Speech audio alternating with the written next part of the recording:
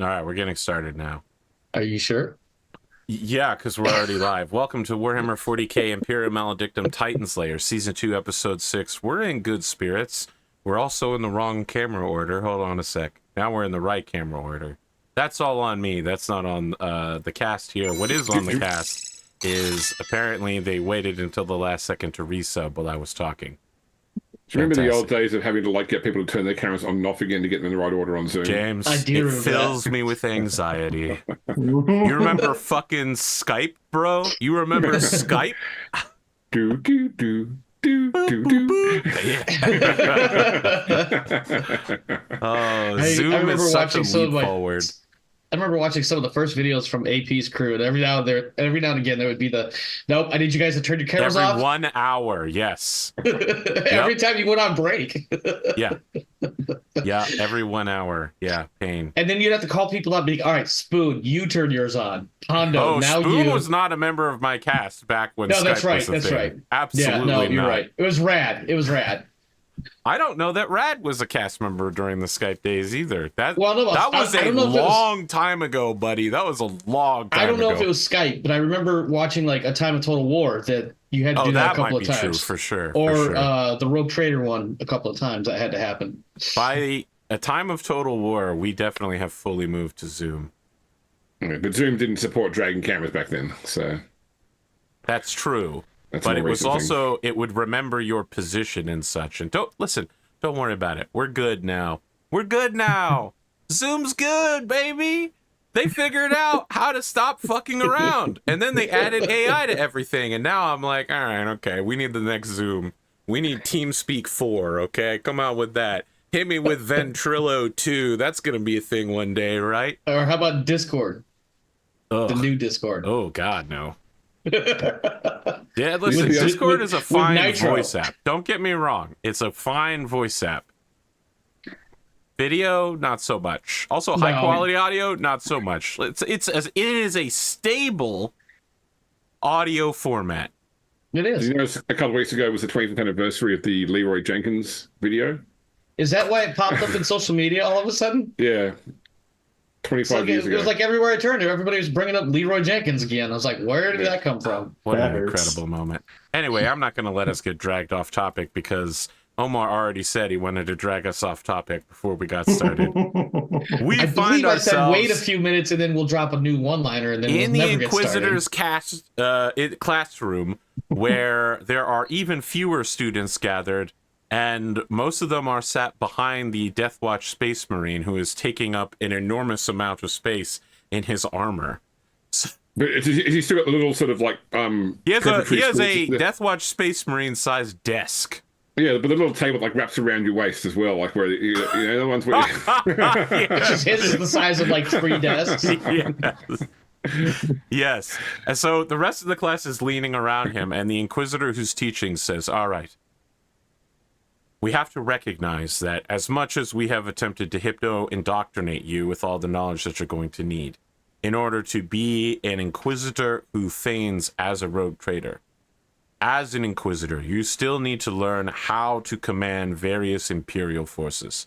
Today, we're going to begin your lesson with the most dangerous forces that will be available to you, Adeptus Astartes. Now, you might be interested in having Adeptus Astartes join you on all of your missions. This is a mistake. Astartes are not for garrison duty. They are not for investigatory duties. They are for combat operations, specifically offensive operations. There is only one branch of the Space Marines that operates as a watch force. And then, like, we get a projector screen coming down and then an old style click and we hear the sound of a reel coming up and it's just like welcome to the world of tomorrow. This is your Watch Fortress indoctrination video. Welcome to Watch Fortress Kraken 2. This is your introduction to Deathwatch Space Marines. You'll be spending 22 hours a day on vigilant watch waiting for dangerous xeno-aliens to appear. You may spend years alone in the deep, dark frontier of this Kraken 2 Watch Fortress. And you could see that, like, the Deathwatch Space Marine is nodding along like he's seen it before, and everybody else is horrified. Like, I cannot imagine being awake 22 hours a day watching for dangerous Xeno aliens. It looks like people are posting in chat. I see the word Imperial Fists. Yeah, okay, James. Well, you know what? They don't stick Imperial Fists on garrison duty. They stick Imperial Fists on planets they think are gonna get blown up. Okay? You think they put Imperial Fists on Garden World Ellipsis? No, they put them on Death World Armageddon 7. Okay? Tell me I'm wrong. You think the Imperium is gonna waste a resource like a Space Marine on garrison duty?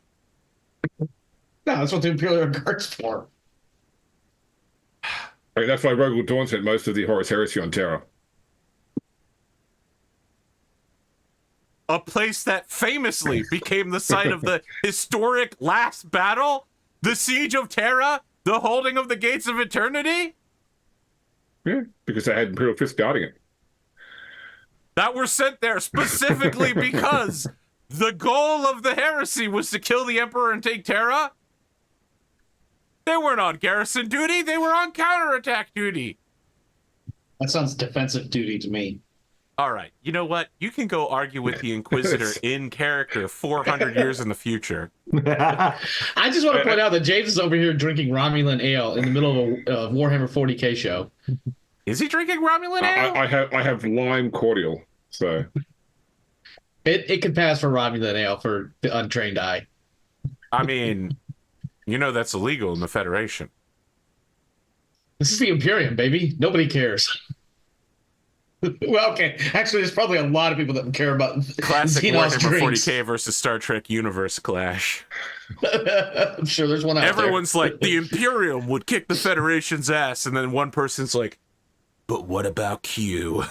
It's over, baby. Slanesh versus Q. No, that's a fight I would love to see. We cut back to all of you making decisions. You've received, I wouldn't say orders, you've received permission to, if you want to negotiate a peace settlement between House Van den Sarg and the Adeptus Mechanicus, and you can find some way to profit off of that, which doesn't necessarily mean somebody pays you money, but if you can find a way to profit off of the situation, you are given the clearance to make that happen. You also receive a message that indicates that Mercutio Borghese has finished clearing the side of the Darkwind, and that the rogue trader is expected to be returning to active duty in the next 6 hours, and that the rogue trader's fleet will be moving into orbit around the planet now that everything is available. You've also received a stipend of 3,000, whatever they're called around here, solars, as a reward for like a pre-purchase agreement by the people of Alpha for a Pops franchise. Your small part in the franchise paperwork, and that's 3,000 for each of you. Getting a little taste of that 0.1% of the profit margin. James, you just have to have your best friend ChatGPT AI you up a Star I was Trek waiting for that when I saw 40K that. crossover meme. See what it comes up with. I came up with it myself. I didn't need AI itself. All right, here's mine. I came up with it in 1 second. It is a picture of Robute Gulamon standing next to Yvrain, and it's Picard looking at them and going, engage.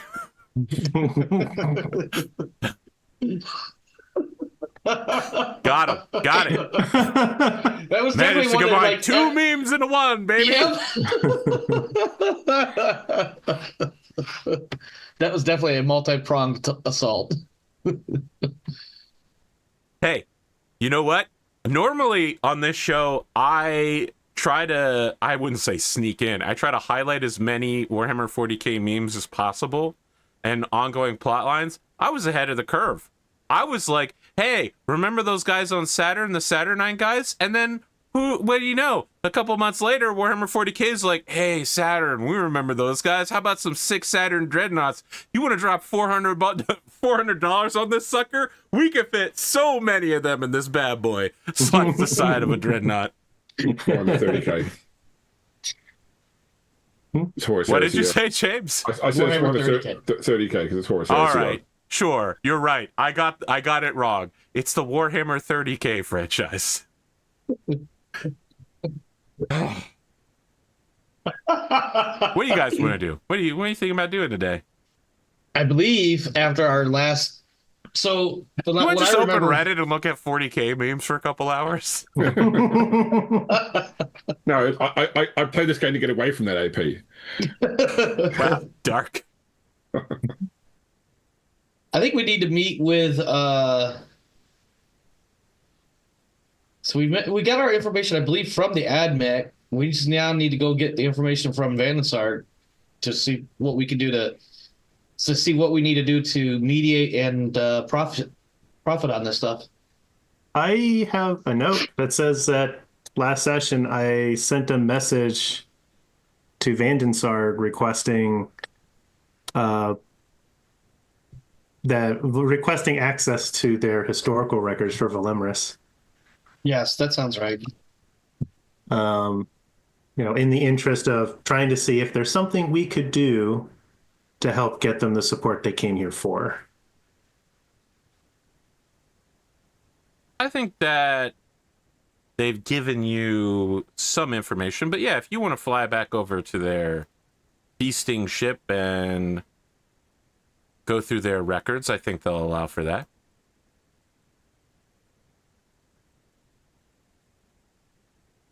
It seems like a good use of time. Okay.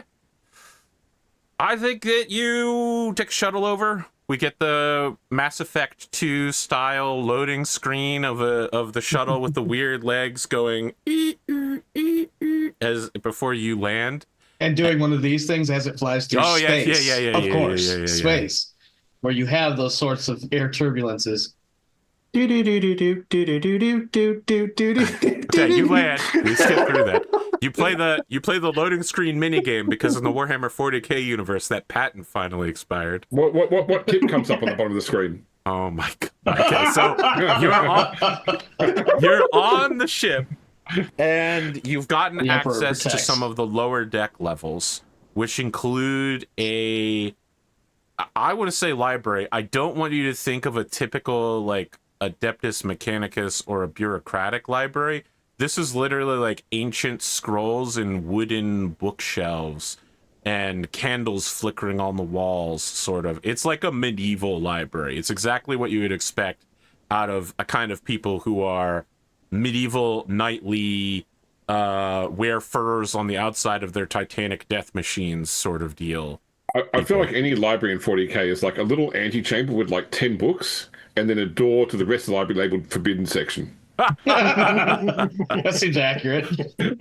There is a forbidden section here called the Family Annals, which the librarian indicates that you're not allowed in. But he is a helpful old man who has, like gray robes, a hood, and he's just wandering around with a candle and like gigantic glasses to help amplify his seeing. And he goes, "Welcome, gentlemen, to the Keep of Arnor. This is where we keep all of our records.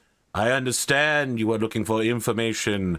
You are looking for us to dish on our hot goss from the old periods. I'm afraid no original records from thousands of years ago still exist. I can offer the likelihood of several treaties which offer commentary on the original records."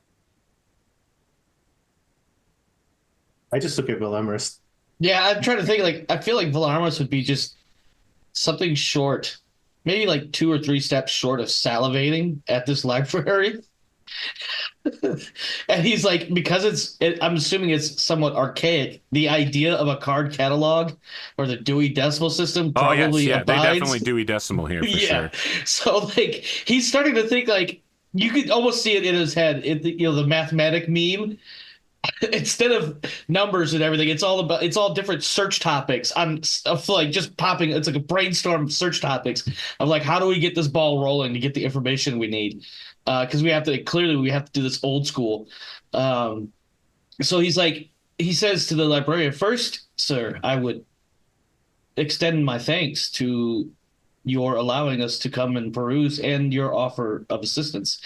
We are looking for information regarding the sacristans that were purged roughly a millennia Yes, you ago. mentioned that before. As I said, no original records of that time exist.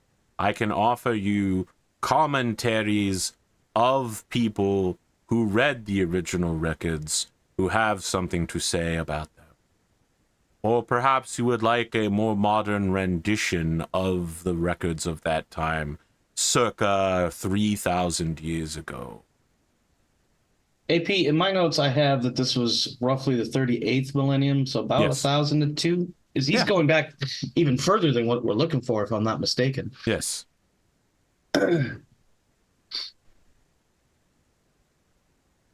So what you're saying is, I mean, there's got to be a lead up to the events that happened. that's true. That's a fair point. Yeah, I will take whatever you do have, but I wonder, is this the Dewey system of cataloging and organization? I may want to do some research. He squints at you and he goes, "No, we abandoned such records long ago, before my grandfather's grandfather's time. See, The Dewey Decimal System is not nearly comprehensive enough to cover the breadth of knowledge of the 42nd millennia that we now live in. On top of that, many topics are forbidden by higher forces within the Imperium, and so must be removed from the cataloging system. And of course, we have the family annals, to which you are not permitted access." certainly, I would never presume to reach beyond my ken. I just was curious which system was in place, so I knew how to work within the confines of that system. I see. It is a system of my own devising, which I have slightly really? altered from my father's system, which he slightly altered from his father's system. A generational thing. Yeah, that's very Yes. interesting. Ever Please tell since me the more. time of my grandfather's grandfather, we have been altering the system slightly to be more efficient. I just Now- like things where I like them. If you would, Sister Holly, a member of Ordo Famulus, I imagine with would us? love to figure out how you organize these things and perhaps find a way to incorporate some of those ideas into her own I have an organizational index systems. right here. He brings out a shaky hand. He brings out... So you're expecting like a card catalog, like one Sure. page. He brings out like a 40-page tome bound in human skin with a handprint on the front of it, like the hand of Sauron.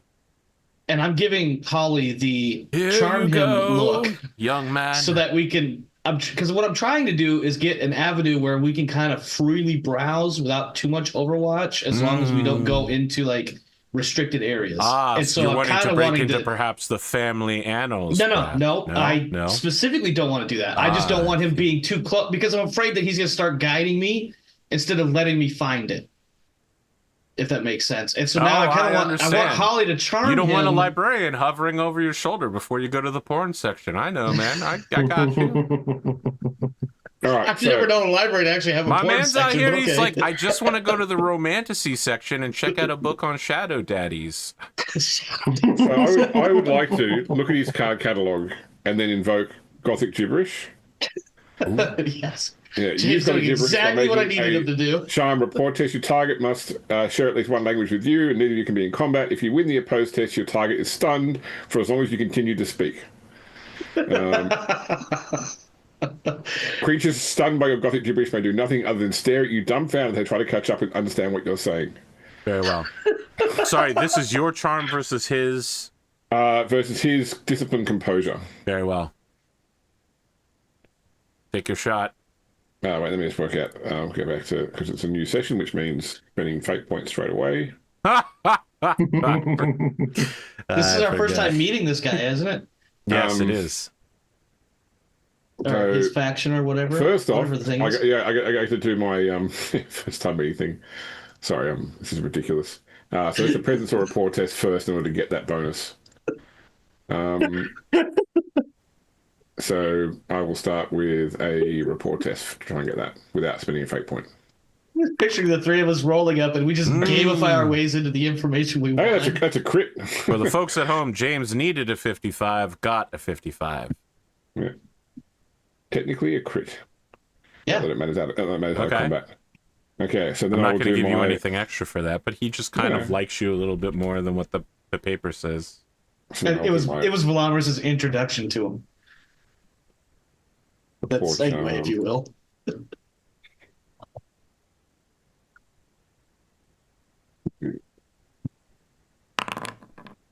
So +3 is my degree success on there. I have a success, but it is only a +2, so... All right. You start speaking at him. What are you saying as he is So distracted? I think that because I've been handed this book of how he catalogs things, I'm sort of going through and asking, like, why did you put this before this? Explain to me this system. But then, like, before he even had a chance to start explaining, I'll switch to the next question. Like, just trying to dumbfound him with... I understand. It's called a gish gallop. It's a very popular tactic nowadays. Yeah.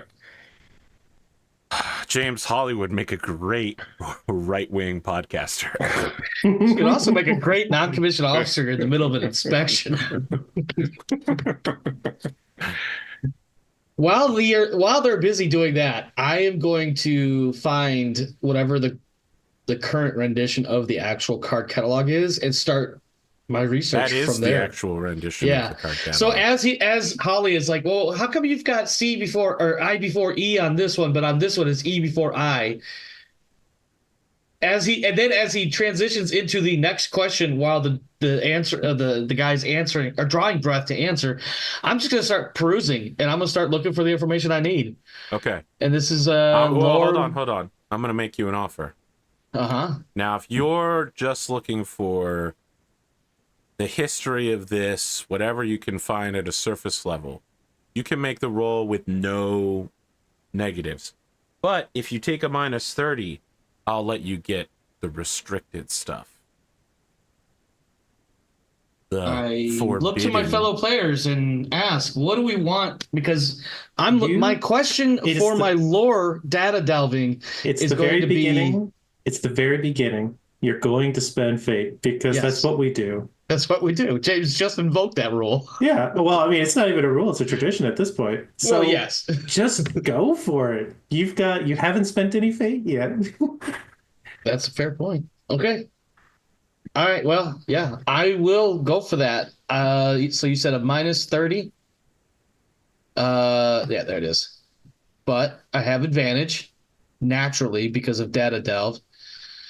I believe am I crazy? Am I getting Rogue Trader and Imperium Maledictum flipped where if I spend a fate point now, it will give me like a +10, or is it just gives me a +1 success? It gives you advantage before you roll. Okay, Spend I already have that. advantage. He already has advantage. Then you can't get more than that. You can spend a point after you roll for an extra degree of success. Okay. Yeah. Or for a reroll. Or for a reroll. All right. Yeah. Now, my question, of course, what I'm looking for is obviously all the pertinent information that we would normally get for the historical records of the sacristans or whatever, but also looking for hooks. And I know you know what I mean when I say hooks. Crusader Kings. I'm looking for hooks, advantages, things that will help us out in both securing this deal as well as closing the deal. All right. Crusader King style, I understand you. Okay. On a +0, you'll get information. On a +1, you'll get a weak hook. And on a 2 better, strong hook. Well, if I don't need to spend a fate point for 3, then I'll take the 2 successes. That was a good advantage, 90 into a 9. Yeah, good use. Yeah, it was. Yeah, you can't do better than this. As you are looking through everything, I think that in the TV show version, it would be you like going through this library and Holly's jibber am I jabber. Gandalfing? Am I Gandalfing in the scene? I don't think so. I think you're Damn. Sherlocking. Okay. Holly's jibber jabber fades into the background, and we start hearing like a tremor of strings playing as we cut to like you in various parts of this library, like having taken down a book, and you're like flipping through it, you look concerned. And then we cut to like you somewhere else, and there's like a pile of books on the floor. Then we cut to you somewhere else, and you're like going through a scroll looking concerned. You're like laying books and documents out on the floor, and you're starting to see a literal pattern emerge. Someone has carved the 8-pointed star of chaos across numerous historical documents that are false. So you know that this took place, the actual date of the sacristan betrayal took place about 1,000 years ago, more or less. It's really hard to pin that one down, right? The exact date. But based on these records, you're going to say that those records were hidden in all sorts of like semi-unrelated documents. Like maybe they weren't removed from this library because they were shelved wrong, or the topic that they cover barely even touches on it. Like you find one in a like historical armory supplement, like this is like a third armorer's mate for one of the one of the knights, who's talking about like re-ammunitioning and commiserating about how his grandfather was there at it and described it to him. And you know, he doesn't know the exact date, but you're like, well, you know, probably when they were writing this report, whoever's trying to hide this information didn't do it. Instead, in the easy to find books, there is like occasionally like rough marks or like burn marks down the page, like a slash across the page everywhere. And when you physically assemble it on the floor, these books that are filled with lies that say 3,000 years ago, the Adeptus Mechanicus struck first, the sacristans rose up. Like this is like house propaganda that these people have been reading for who knows how long. Like these scrolls and books are ancient. Say it happened 2, 3, 4,000 years ago. It definitely gives a very malevolent, like the truth of the matter is that nobody knows who shot first. Nobody knows who made the mess up. Like the original report that you can find that, you know, is from some armorer's third mate's grandfather is like, we don't know what happened. There was so much confusion that day. All we know is that lines were drawn. We fought the sacristans, and then everything fell apart from there.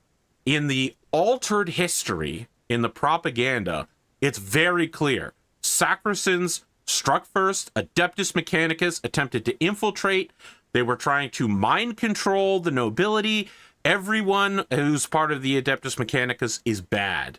And all of these lies have formed a web that creates an 8-pointed star on the floor that you and Rassie are looking over, while Holly is just like saying whatever, I guess.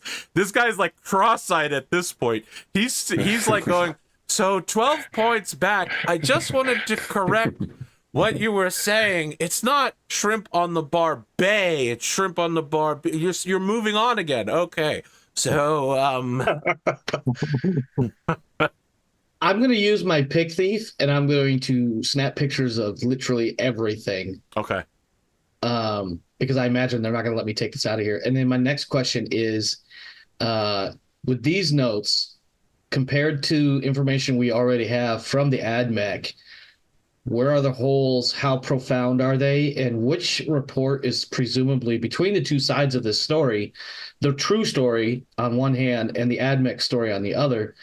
Which is the oldest report of when the sacristans started going, let's just say, off center? I believe what you learned last episode, which was a little while ago, is that the Adeptus Mechanicus had some concerns about the sacristans, didn't think it was that big of a deal, and then just got a report sometime afterwards that they were all slaughtered and the sacristans had stopped checking in.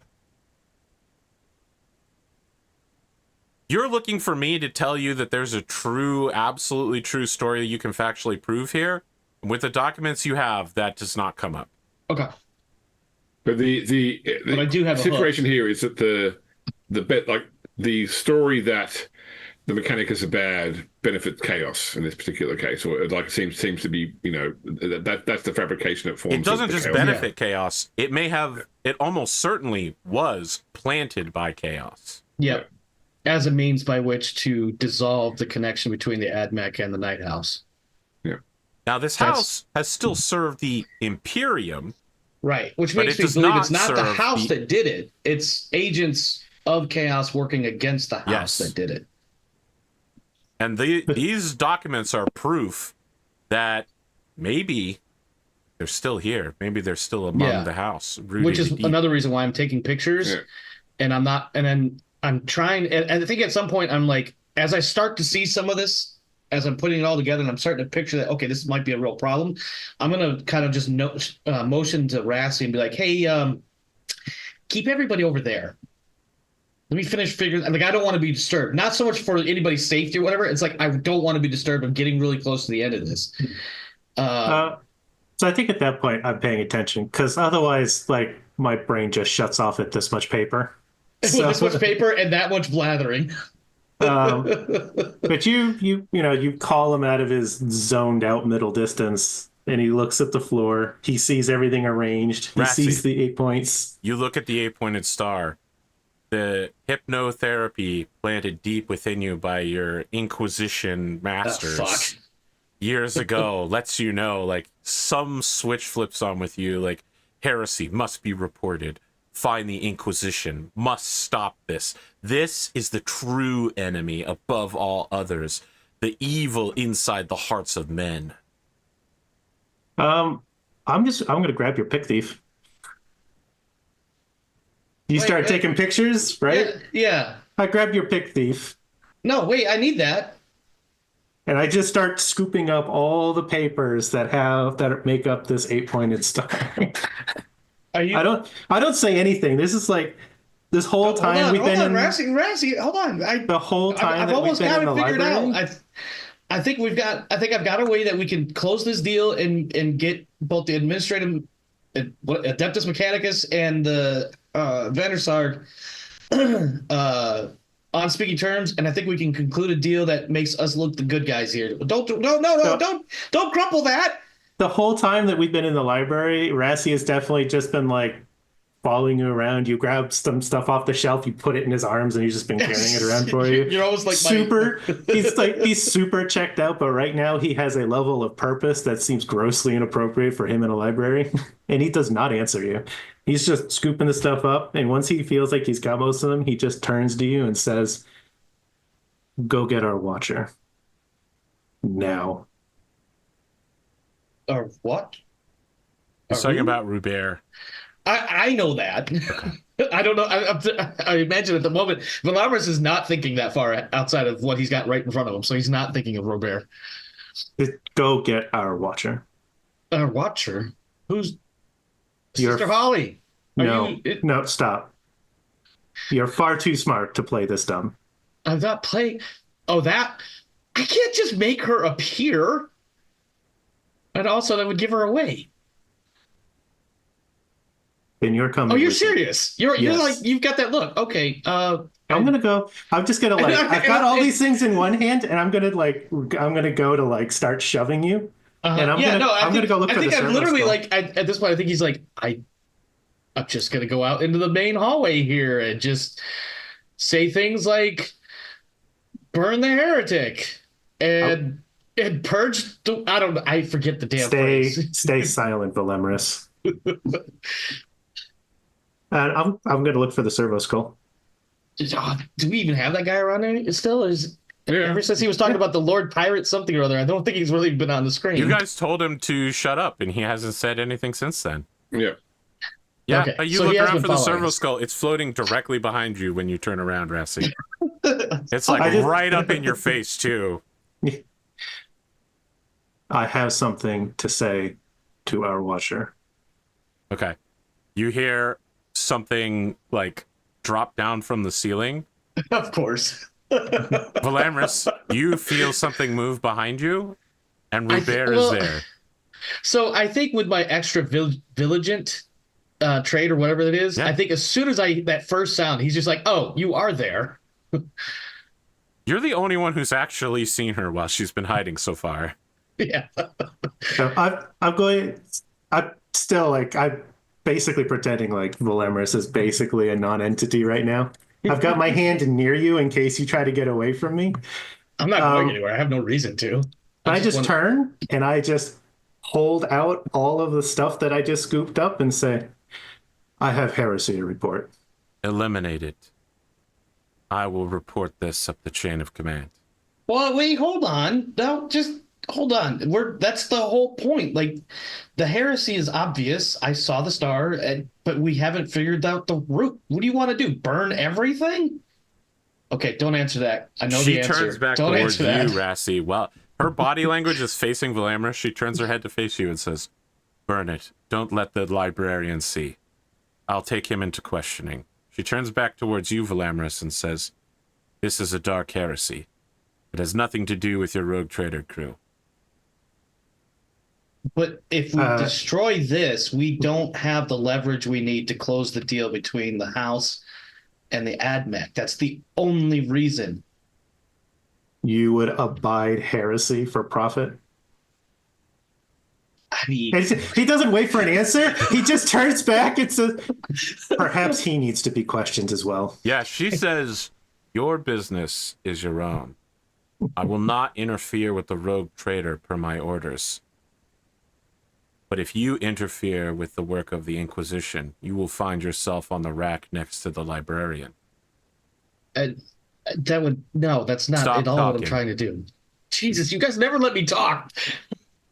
I don't think he says Jesus, though. That would be really bad form right now. Holly, you watch as Robert comes up behind this guy and basically just fits like a gas mask over his face, and he goes, "What?" And he drops over to the side. I'll stop talking. I'm gonna start shoving Velamris over towards Sister Holly. I've still got this bundle in one hand. Robert is carrying an 80-year-old old man. She's like a little stick woman, just carrying this huge dude up a flight of stairs. You just hear his head. She's doing it by the legs, too, so his head's like bump, bump, bump. I assume there's a reason for this? I'm assuming she's already gone. Yeah. I have heretic materials to purge, and I'm hoping you will see whether or not, and I'll shove Velamris towards her, whether or not he has seen something too damaging for his mind.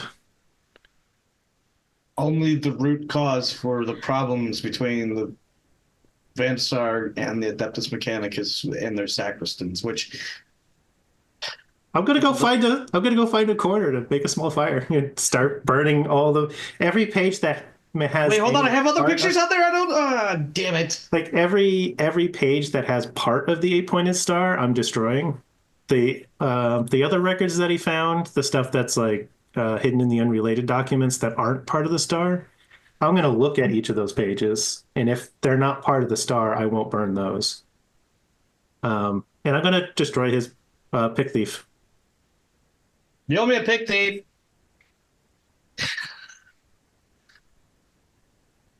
I think he actually says that just because it's like, hold on, I recognize what you have to do here, but you owe me a pick thief.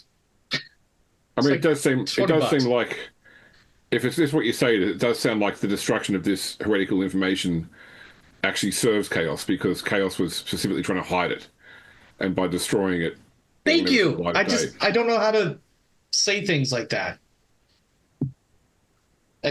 We need this. It's heresy. There's no doubt. I'm not. I love that you're just that. having this conversation as Rassie's face is being filled with smoke from ink and paper going up in flames. I think that's where Velamris is at. I don't know if I can articulate it as him, but he's like, we need this information only so long as to close the deal. Then we could burn it, because this is the proof that we could take to both sides to say that there was a third party acting against them both. Once we can figure that out and close the deal, then we can destroy this evidence. Otherwise, we have no ground to stand on if we tell the AdMech or the House Vanissarg that there was a third party doing this bullshit in the first place. Look, I'll reach over one shoulder while you guys are talking at my back, and I'll hand you the good records, right? The ones you found of actual The ones that have been accounts. falsified, yes. Yeah, the good ones that aren't part of the star, while I'm still burning the other ones. And while I put it over my shoulder, I say, the Inquisition has spoken. I'm not arguing the Inquisition. I just wanted proof because they're going to argue. Look, it's possible that if the agents of the archenemy could have simply destroyed this, they would have. So it's possible that by placing this hex upon these documents, they, some power prevents them from coming to light. So their destruction may simply mean that maybe minds are more open to the truth since we have it. We'll have to use the documents that we have. I won't argue with the Inquisition nor the necessity to destroy such things. Just wish the timing was a little bit better. Like once I've got this little pyre going, there's the broken bits of the pick thief in it, and all the pages are in it. Once it's like committed to the point where there's not really anything else for Rassie to do, like Rassie just looks a little disoriented, rubs his temples, and says, "Okay, well that's done." Everybody loves the Inquisition and like, oh yeah.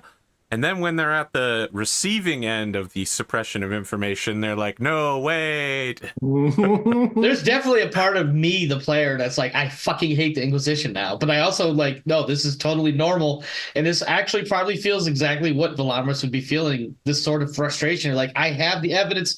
I can't use the evidence because it's, in this case, it's heresy. It's not, inconclusive or what's the word in legalese that when you can't use the evidence, circumstantial or something? Fruit of the poison tree. Yeah, I can't use it because it's bad information, even though it's the correct information. I mean, circumstantial evidence is still evidence, by the way. It's a very TV trope to say this is circumstantial. I'm throwing it out. A lot of evidence is circumstantial, as opposed to direct. So, as a person who is a trained genealogist, I can't help but notice that the restricted family annals section is no longer being guarded by the librarian who's being carted away. It's your time. Yeah, I mean, I'm interested in just going to look and see if is there any skeletons in the closet of this family that might be hidden in the restriction section. Make whatever library search thing that Velamris does. It's just a lore skill test. I like the idea that now Rassie is on this bent because of his hypno-indoctrination. So he'd also like to go in there. He's not putting anything back in the wrong order, but he feels like he's looking at random documents to see if he can find any more heretical signs that need burning. I mean, we're here now. We might as well go on a purge. Play the purge siren sound. But he's terrible at all of these library skills. I don't know if you want me to bother rolling, but that's probably his background, is just being like, is there heresy here? I guess not. Okay. Maybe heresy here. Well, I guess I'll put it back on the shelf. Since Velamris has Daredevil, can I guide him to like have him like I want to have. I could do another lore Here's roll. Grimdark James. Yes, James, you can guide him. Yes, sure. Okay, so that will give you advantage with +1 SL because of my attentive assistance. Look, Holly is not the doer. Holly doesn't produce. She produces productive people. It's Grimdark James and his... She definitely guided me in the right direction because that's a +4 success. I don't do work. I improve other people's work. That is work. Yeah. So I'm working right now. I'm on the clock right now and have been for the past hour. So I've sent 2 work emails during this call. So... One of those emails is, I'm sorry, I'm busy right now. I'll get back to you in 2.5 hours. Maybe we could circle back on that topic tomorrow.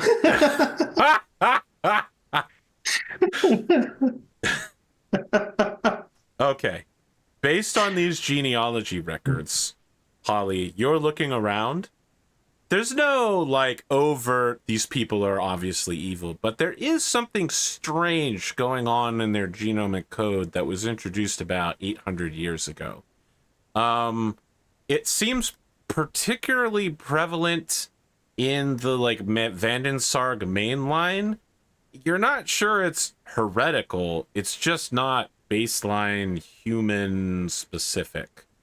It's a little weird, especially with the heresy going on. However, you notice that House Vavor, who are one of the retainers, and in fact the party you went to was Johanniter Vavor's arrival party, their baseline human genome is like completely pure. From what you're seeing here, despite the fact that they're a vassal house, it looks like they've never intermarried into the Vandensarg line. Okay. I mean, and genetics aside, is there anything else here? I'm not that looking for heresy. We found the heresy. I'm more looking for, information they wouldn't like to come to light, or stuff that could be used as blackmail. Based on these records, some of these guys have been fucking their cousins, so... Okay, yeah. Are there other things that might be beneficial for us to know that they wouldn't want us to know, in the way that, like... I mean, what you've got like, here is try to help smooth some of the dealings, and I imagine the I don't think you family can list is smooth these over, but if you want to intimidate and threaten them by being like, hey, No, I wasn't thinking... Your father married his cousin...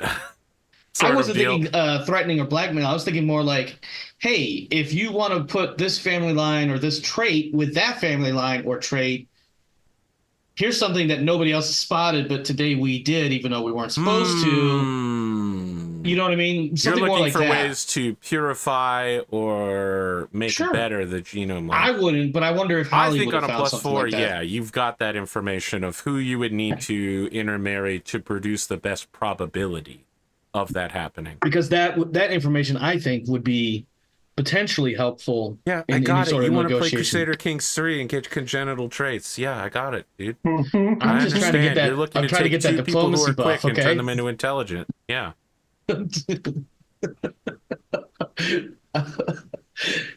After playing so much Crusader Kings 3 myself, I'm starting to see now that a lot of other role-playing games are just basically a variation on the same CK3 theme. Yeah. I'm telling you, I think we can do a CK3 Battletech game. I think we can make it happen. Not the marrying part, but... No, you have to have the marrying part. That's half of the game. Absolutely not. Under no circumstances will that be a part. And how else do you get Hans Davy and Melissa Steiner together? Yes, the classic marriage of a 40-plus-year-old man and a 16-year-old girl. Yes. I see you've played Crusader Kings before in order to make an alliance. I've also read Battletech fiction before. It's funny how they're both doing a lot of this. I will straight up steal this evidence.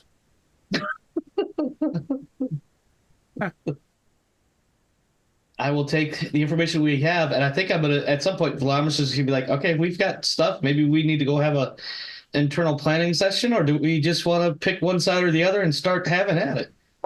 Oh no, I think I need to do a bit more with this. Let me cook. You hear Are you making dinner? a sound that sounds like a trumpeter, like ba ba ba ba. Oh, Harold. Attention, all family members. There has been a passing. I've been informed that our librarian, Michaelius Arnor, passed just a few minutes ago after he stumbled down the stairs while carrying a lantern and set some records on fire and completely burned his body. Fell onto a knife 5 His times. funeral will be held 5 times in 24 hours, after which there will be a farewell party for Michaelius Arnor. Scheduled in 26 hours is the after party for the party for Michaelius Arnor. That is all. Ba, ba, ba, ba. I imagine this is being put out over the ship's PA system, right? Yep. Right. I would like to leave now. Okay, you leave. We leave. You All right, we'll go get back to on our your Mass shuttle. Effect 2 shuttlecraft loading screen. You see a very alive Michaelius, the librarian, on the shuttle, who has been... He's unconscious. He has a gag in his mouth. He's been blinded and shackled, tied up, and trussed like a pig. sorry about your recent passing. I'll say as I walk past. He's unconscious, so you say that. Okay, nice. Yeah. I think Velamris just laughs. I don't know what else to do at this point. I'm just going to sit down. I'm going to start looking through the few records I was able to keep that weren't burned and purged. Cool. This is a good place to take a break. It is. When we come back, I have no idea what's going to happen. So I guess we'll find out when we return. See you in 5 minutes. That was a great conversation. We should have had that on the air. Audience, James is eating Vegemite toast, so we're on low chill mode. Don't worry. We'll be back going 100% in a hot minute. But right now, we've got Omar completely unable to articulate the English language. Well, hold on. You say that like this is a non-normal thing. He was looking for his food weapons, which is a totally normal thing one eats with, a food weapon. And yeah, here we are. We're back. So I have 2 goals here, AP, that I want to do with what we've got. I'm writing this down. 2 goals. Well, these are not like long term. These are things I want to do in like this episode if possible. Yeah. So first thing, just tying, closing the circle on what we just did. I would like to. Hold on. I just watched Andor episode 1 and 2. So you say closing the circle is activating me. This is the tightest of circle. Is that from season 1? No, it's from season 2, episode 2. So I would like to get these documents that I've stolen copied, but like copied by a notary, so that that they are potentially like a notary servitor or something, so that they are. So you want to go to the administratum and get your notarized copies. Pretty much, documents. I think you could probably go to somebody on the Light of Dawn and get like a religious scribe from the all I want to make sure that like it's a clearly official copy, basically. Yes. Sure, exactly. I mean, chain of evidence custody is going to be a little unclear on your stealing it from the Keep of Arnor, but yeah, that's right. Well, then the next thing I'm going to do is I'm going to get somebody effectively to try and through a secure channel try and post the originals back to the family anonymously, saying, these came across my table, thought you might want them back, without saying who it was, just so they know that somebody out there has seen them. You want to send it back in a Dedra should have done. You send it to a lawyer who says a brown manila folder showed up at my law office with this in it. Someone wanted you to know that they have these. Okay, sure. I don't think there's any roll necessary here, and I think it cost you a negligible amount of money and probably several hours of your time flying to the Light of Dawn. It's probably going to take a lot longer for the copying. You know what I mean? This is probably the work of hours, maybe days, depending on how many people you want to get involved. This is why I'm setting out the goals for you, just so you know what I'm working on. I feel like these honestly are goals that can happen in the background, though. Like, this is stuff you're highly qualified to get somebody else to do. You guys have resources. Luther, go run this down, dude. This may be above his pay grade level, honestly. Yeah. Second thing, one of my long-term goals is to try and secure a new Gellerfield for the ship. Yes. And I was planning to do that whole sort of, the trade chain. I've established the start of the trade chain so far by like finding these families that want to do business, but I haven't got the other end of the trade chain right now. I need to find someone who has a Gellerfield that is willing to sell it for whatever, so then I can try and build the links between those 2 points. So I'm assuming nobody on this planet has a Gellerfield. I think that there's a role to. Sorry, what was that? You just have to go to Starship Trader.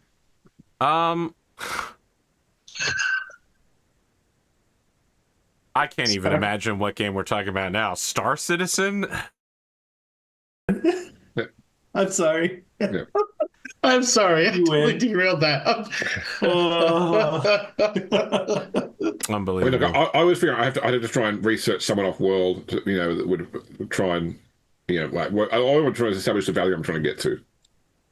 Interesting. Congratulations, Omar. We've been picking on your brain damage, and you just triggered mine. Wow.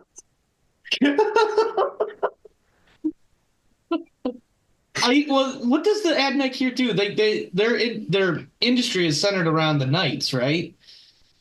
And the knights don't have Geller fields. They have shield generator or void shields or whatever they're called. Yeah. But I wonder, and I imagine this maybe is a conversation that is had at some point with like in character or whatever at some point, like some sort of strategy session or whatever. But like, what if somebody here in the AdMech has a reference for us that we could look up maybe on the moon or a trader somewhere? Hold on. I gotta restart OBS. Apparently the stream crashed. We've done so far. Can this fix the problem? Are we back to streaming live?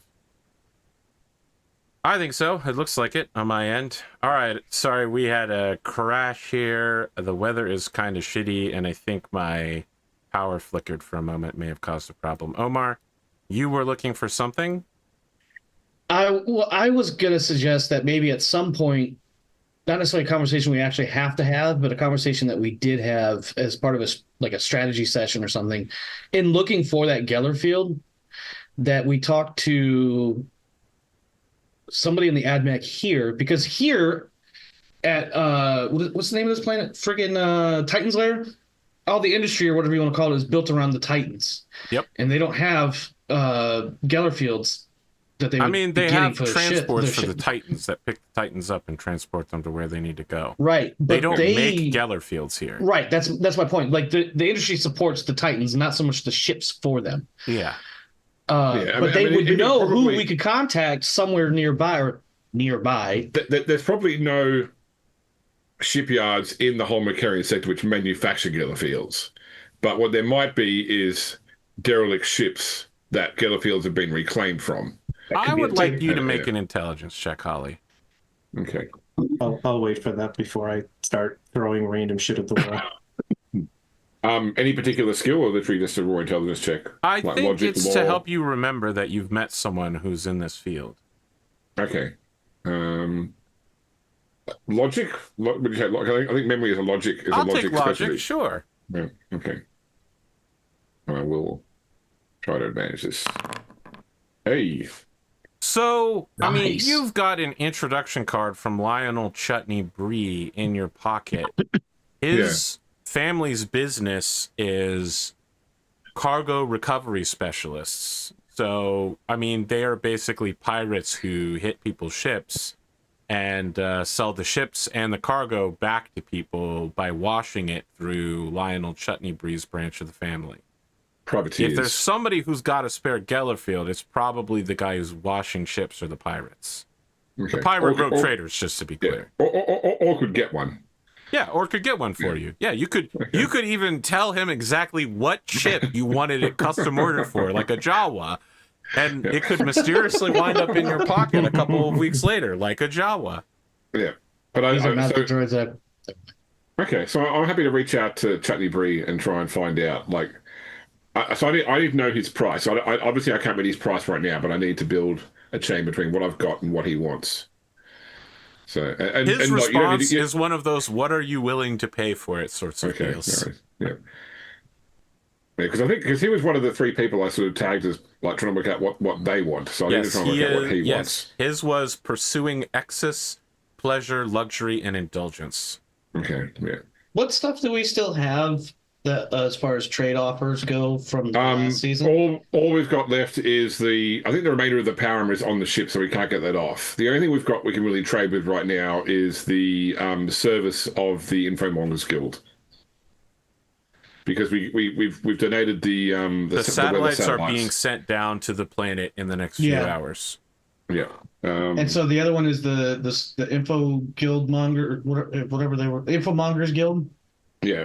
So, I'll get like exactly a term of years or something of service, or it was a year of service. So we used the 5-minute conversation with the Lord Sector.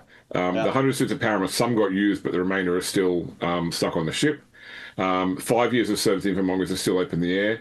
We've used the plenty of weather satellites. The Mavis auction, I think, has already expired, hasn't it? That already happened. We didn't use that. Sorry, what was that last one? We had an invitation to the Mavins auction on Asterion.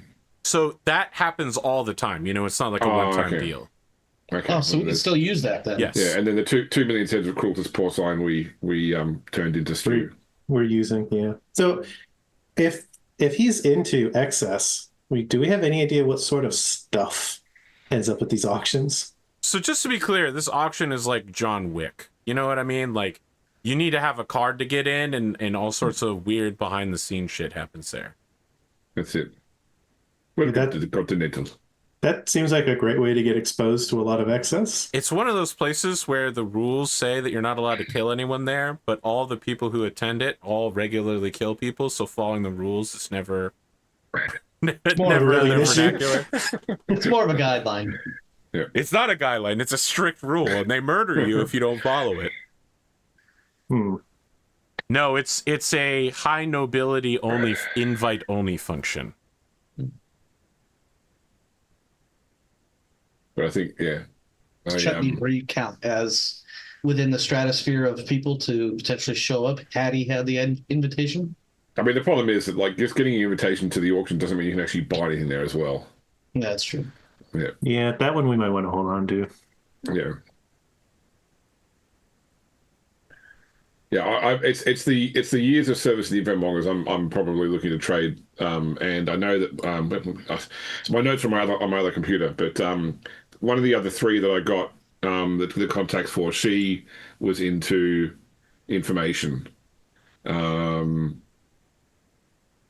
Yes, so Director Elizabeth wants to control, I don't think it's information necessarily, but like rare resources, Archaeotech, Xenos artifacts, unique warp routes, just whatever strange things she can get her hands on. Yeah, I mean, no, I just remember thinking that she would be someone who could potentially use the service of a guild of infomongers to achieve her goals. Yeah. But you've heard rumors that she's part of what I wrote down as the gray trade, but I'm going to say correctly that it's the cold trade. Yeah. What's the difference again? Because I don't remember right now off the top of my head. I'll probably ask the next time this comes up. So the grey trade is where you buy your goods that are manufactured in China directly from someone in China, bypassing the local importer and therefore the tariffs. So that's the closer one to the black market, so to speak. The cold trade. Also, it's the black market is literally illegal goods. The grey market is legal goods purchased through the non-correct channels. Gotcha. Okay. And the cold trade is the cold trade is in 40K is dealing with anything that is usually Xenos related. Yeah. Right, and Cold Trade is a character from Gears of War.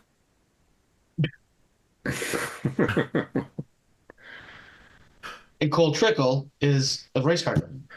So I can tell you, as a quick side story, I found the products that I sell appeared on the online catalog for like a local supermarket chain, like the sort of place you go to buy your milk and your bread.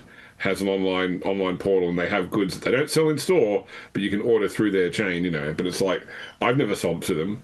They're not an authorized channel because our products require licensed people to actually install. And so I bought one from them, and I checked its serial number and found that it had been purchased directly from a factory in China, not imported through our regular channel.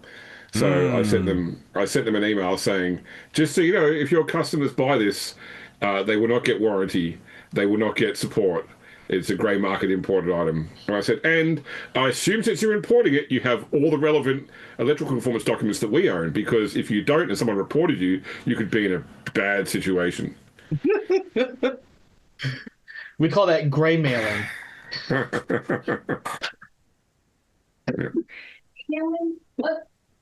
Don't. It's not on the website, by the way. Just saying. James, he's been on both sides of the law. Yes. Sometimes he steals a random person's lunch, and sometimes he shuts down an international smuggling ring. I think at some point, as we're zipping back and forth, Velamris is going to take a moment and send a message through the correct channels with the correct codifications and whatnot to our space You can Marine just go friend. see him in person. Are we going to the Dawn of Light? Yeah, Holly wanted to go get the scribe's copy. Oh, yeah. Well, in that case, yes. I will send a message informing him that I would like 5 minutes of his time, if that's possible. It's the light of dawn, you heretic. Yeah, it is What'd the I light say? of dawn, by the way. I said the Dawn of Light, didn't The I? Dawn of Light. Yeah, you Dawn did. of Light is a mod for the Dawn of War video game that just kind of adjusts the lighting situation so there's less shadows. My bad. It adds RGB 4K support. All right, yeah. Sorry, Henley. He sets aside a 5-minute time block for you. You meet him in like the captain's antechambers, and he's in full armor without a helmet. So, you know, everything about this situation is... Yeah, I'm doing this a lot. Yeah, and it's very august. Like, the lighting in here is super dim. There's lots of red banners everywhere. You know, his armor has underlighting for some reason, like neon underlighting, like a racer car. He's standing over a massive map table of the planet, like watching real-time, like wireframes of Ships Titans walking. around. Yeah. What's his chapter again? I forget. It's from the Brazen Consoles. Brazen Consoles. Yeah. Okay. Yeah. They're an Ultramarine successor company. Yeah. AP's got a fanboy. Yes. I do like Velamris Ultramarines, it's true. Velamris will show up, and he'll make sure he has a clean, spotless, clean set of clothes on, and his power sword and weapons and Quineel line cloak and all that, and he'll take a knee. My lord, I thank you for your time. I will attempt to be brief. As you may or may not be aware, one of my goals in time is to attempt to begin a night house of my own, not like the knights, and I'll gesture to the hollow table, not like the knights on the planet, but something more akin from Arthuriana legends. With your permission... Heresy! How do you know about that shit? Well, of course, he wouldn't say Arthuriana exactly. Just casually reaches out and crushes your head, goes back to his table.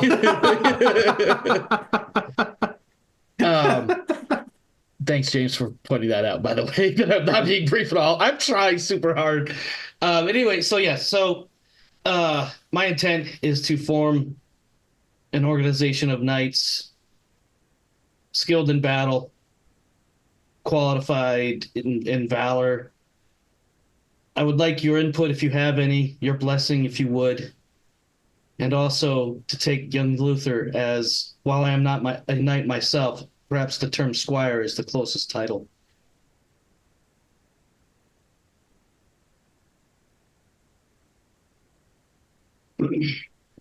Such positions of honor exist within certain hierarchies of the Adeptus Astartes. Well, I believe I'm far too old to begin the training. I couldn't help it. I'm sorry. The Brazen Consuls come from Aventinium. We recruit solely from the nobility there. I know much of what it is you desire. I sense in you a man who is a scholar, but also a warrior born in soul. It is a shame that you were not picked up for gene seed training. I think you would have made an excellent space marine. With that said... The Administratum had their hands on me first. I apologize, I'm speaking over you, my lord. What you are asking for is the sole remit of the nobility of whichever worlds you find yourself on. As you are a employee slave owned by a rogue trader, you may find your path easier or more difficult depending on the will of the rogue trader. I can procure for you records, data archives that may guide you through a Imperium acceptable series of rituals to bind yourself via honor in service to the Emperor as a noble might. But I would say this, if you are looking to learn the mannerisms necessary, Sister Holly would be a better person to consult than I. You refer to the chivalric code and things of that nature, yes? Is that not what you are looking to establish? It is my understanding that such a code is what most knights would follow. And I believe I follow those ideals, but some definement might be necessary. Definition. I will have scrolls prepared for you and sent to your quarters aboard the Light of Dawn. This is a noble and worthy endeavor, but it may be beyond you, so prepare yourself for failure. I exist to serve. He gives you a nod and then turns back to the map table. It's clear you've been dismissed. Yes, of course. Of course. But is it clear to Velamris? It is. Yes, absolutely. It's clear to Velamris because I said it out loud. A green text bubble with the lines. It's clear you've been dismissed. And then the thing below it said there's only one option, and it says leave in brackets. It says end dialogue. He's standing on the other side of the table, and where he hit X previously, there's no longer a place to hit X. He moves around a little to the left and the right. Shit. All right. In that case, I will be drafting a training schedule of sorts where a couple hours a day, Luther and I will be spending time together going over melee and ranged combat. Now, you do know that Luther has to agree to this, right? You can't just be like, Luther, you shall be my squire.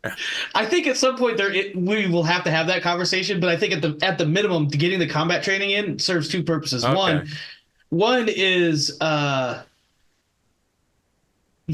is doing it for not just his own benefit, but to get Luther to be a better combatant should the time ever come up. But the other side of it is just to get the training time in for Luther specifically, to try to boost some of his self-confidence. Yes, nothing boosts confidence like shooting weapons. Well, yes, it does. All right, United States Army. I'll tell you, I don't know if it's just me or my parasympathetic nervous system or whatever, but whenever I'm at the range, even when my headset's secure, the first bullet I fire always makes me jump. You know what I mean? Like, it's always so fucking loud the first time. I know it's going to happen. And the other hundreds of bullets, no big deal. But the first one, I'm always like, God, that's fucking loud. I got an armor and two former military looking at me like I'm an idiot. Okay. They always say it. So one of the things when you're firing is when you're squeezing the trigger, it should always be a bit of a surprise when it fires, because it shouldn't be a jerking motion. It should be a smooth squeezing just the motion. first one, and it's just the noise. It's always so goddamn loud. Have you ever watched the film Man on Fire? Denzel Washington film? No, okay. That Denzel? Yeah. It does sound like Denzel, and he's going after trying to rescue one of the Fanning girls. I want to say Dakota Fanning, yeah, that's it. Yeah, Dakota Fanning. It's just because, because he plays a bodyguard in that he's trying to teach a girl to be a better competition swimmer, and he points out the fact that she flinches every time the starter gun goes off, and he's sort of trying to train her that her body should be tense, waiting for that shot rather than fearing it, anticipating it, because it's the moment that her body can then move. So trying to train, and he's using clapping together coconut shells to try and train her to sort of spring the moment the shot goes rather than be surprised by it. Speaking I of went King a totally Arthur, different direction with the coconut speaking shells. of King Arthur. I'm sorry, I've been trained by Monty Python. There's only one thing you can do with coconut shells. That's ride a horse. Don't ask how that's relevant. It is. I think we should make some sort of training roll for you. Sure. Let's make a fellowship roll. That's amazing. Because as we all know, my fellowship is amazing. Okay. Let's see.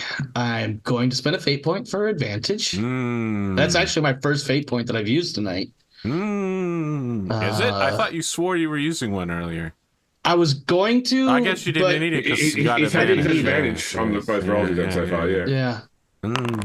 That is one success, and I will spend a second to make it two successes, just to keep the tradition alive. Sure. I think if Velamris and Luther are working out too, like it'd be good if Holly could be somewhere nearby, just like watching them all eating a donut or something. Just to... Kevin, then you got to do it with like a wide brim hat, so to like kind of like a state trooper, but you're eating the donut with reflective aviator sunglasses on.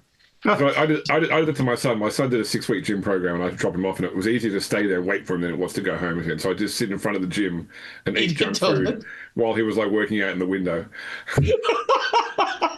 Just sitting there with a big, fat, juicy burger as he's working out, as he's running on the treadmill that's pointed at him. Yeah, it pans a little bit further to the side. They're doing he's doing gun training with Luther.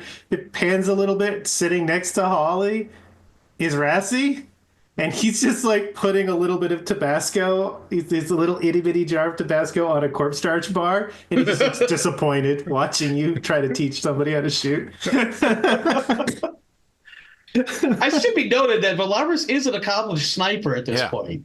So, it doesn't mean Rassie's not going to be disappointed in you. And an accomplished gunman. But my point is the like, role is not how good you are at gun right here. All right. No, I know that.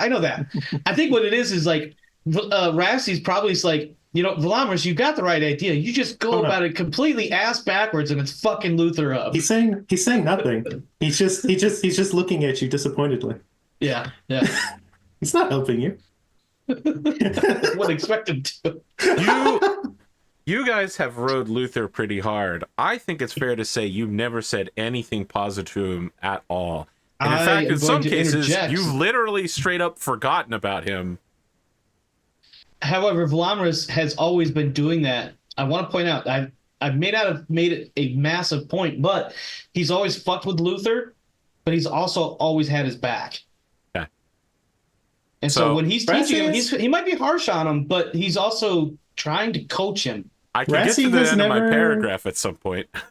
Rassie's never praised him, but he's also never disrespected him. Definitely disrespected. You certainly never stopped it going on around you. That is very true. Remember when you guys sold him for electro implants? And who was there to help him? Yeah, so anyway,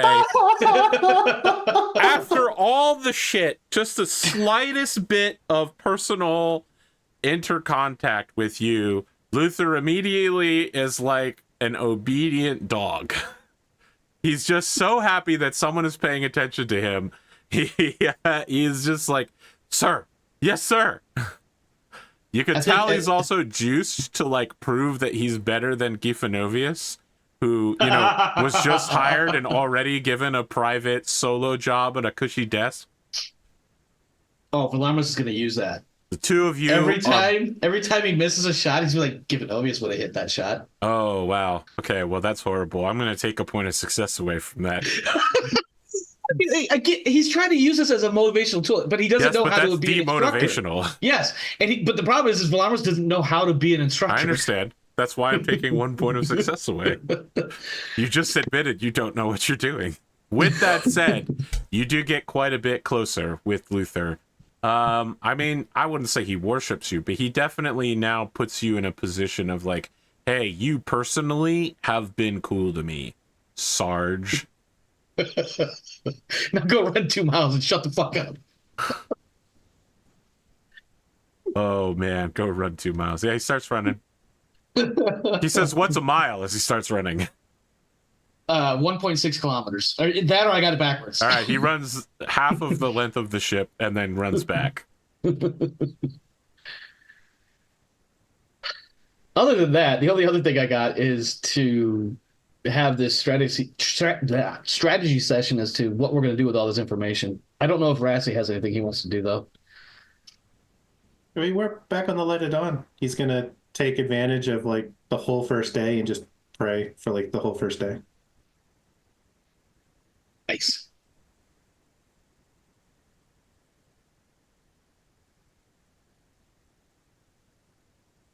What's your plan? What do you want to do?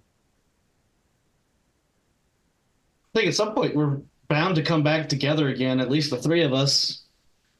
Okay. And Velamris is going to have a stack of information for both sides of this pending mediation.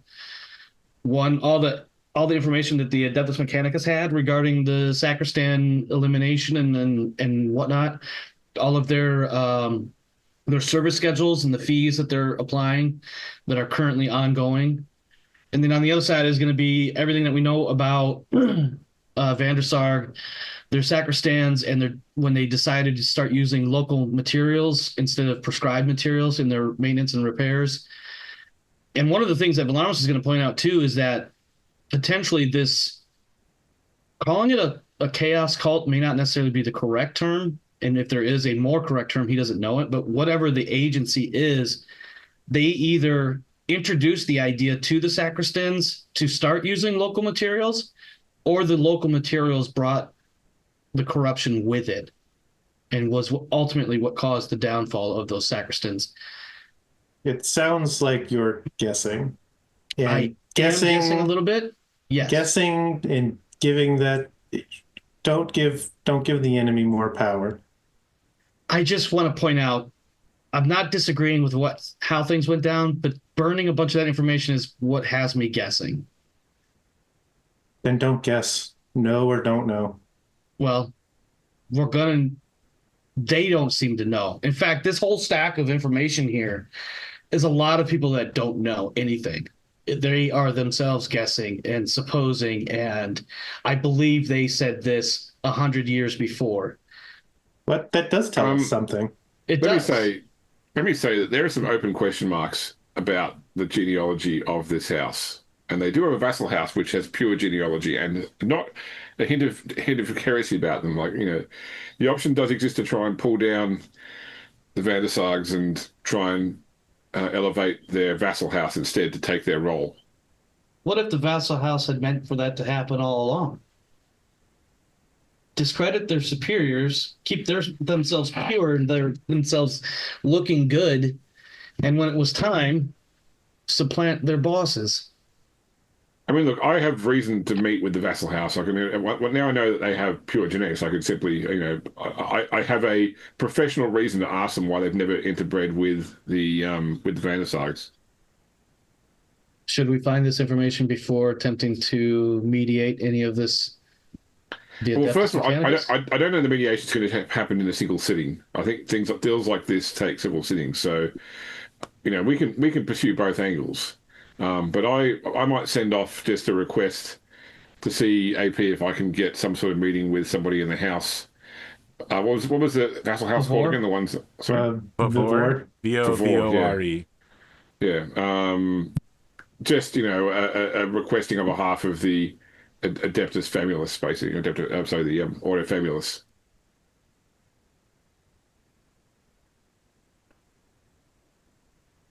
Okay.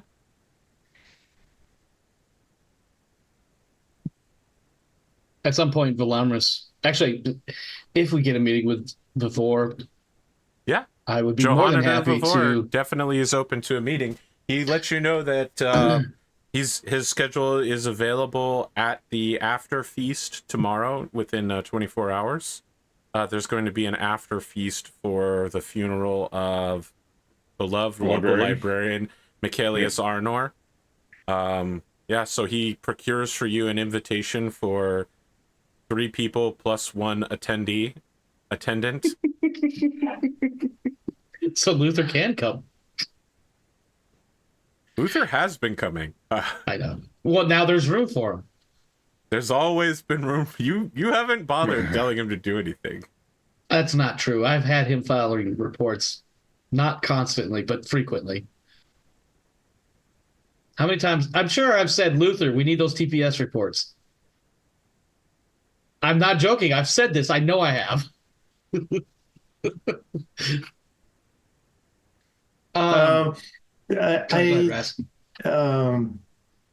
Sister, well, when we went to the first party we went to when we were sort of introducing ourselves, I was approached with I don't know what to call it, a pre-offer. I don't know about possibly marrying into Van der Sarg. So they took a sample of my genetics Well, there is something odd in their line. I don't know if they're trying to cultivate something specifically. Maybe they're trying to create more blanks, or maybe they're just trying to experiment. Um, yeah, without actually getting like a blood sample from one of them to sort of try and analyze it. I'm just going to tell you, based on what you just said, you think you've cracked the case there. Yeah. You know, blanks are such a literal 1 in a billion, and, you know, they clearly haven't made another one, but this looks kind of like someone steering the code in that direction. Yeah, but have anything they've used to steer it been untoward, though? Like, you mean, they try to mix in, you know, psychic xenos blood, for example. But, yeah. There's a shadow on the code of the DNA, for sure. I just thought it was... I wasn't expecting to be approached at all, let alone getting a pre-offer or whatever you want to call it. You've been pre-approved for knighthood. I was thinking the same damn thing. So I don't know if... I certainly didn't tell them anything about me, and as far as I know, nobody knows anything about me that's notable other than the fact that nobody likes you? Other than the fact that nobody likes me, yeah. Yeah, which is can be an indicator, but probably not a sole indicator. But look, if these people are smart, they've done their research. Do you think they're spying on us? I think that I think that in this sort of environment, when anybody new turns up, everyone in the environment tries to find as much as they can about the newcomers as possible, because Are they not newcomers as well as we? Well, look, when there's so many political things machinations going on, you want to know what every single piece on the board is going to affect. So they may not know for sure, but I don't think that they, you know, I'd say it's most likely that they're interested in you for your blank genetics. Sorry if you thought it was personal. No, I did. It seemed strange. I'm not. It would have been weird for somebody to have taken an extra liking to me. That's certainly not been my life experience. Yeah. It was weird enough. It seemed like you should know. No, I appreciate it. I think there's a very brief moment when Holly says, "Sorry if you thought that was something personal," or whatever it was exactly that James just said. And Velamris just looks at Holly. He's like, "Are you though?" He doesn't say anything. Yeah. No, Holly and Rassie had that conversation a long time ago, where Rassie made it perfectly clear that she does not like me. It's like when you say something like, "Sorry you fell over." Like, I didn't cause it. You know, it must suck for you that you fell over. And it sucks to suck. I acknowledge that. Yeah, that sucks for you. That's what I'm sorry about there. Not that I'm genuinely remorseful about your situation. Listen, Velamris remembers from our performance interrogations what Holly thought of everybody, and it was basically Holly don't give a fuck. If they're interested in that, and you said there's weird stuff in their genetics, and we found material that need burning. I don't know. If all of those are connected, that would sound concerning. Trying to create blanks is not, in itself a problem.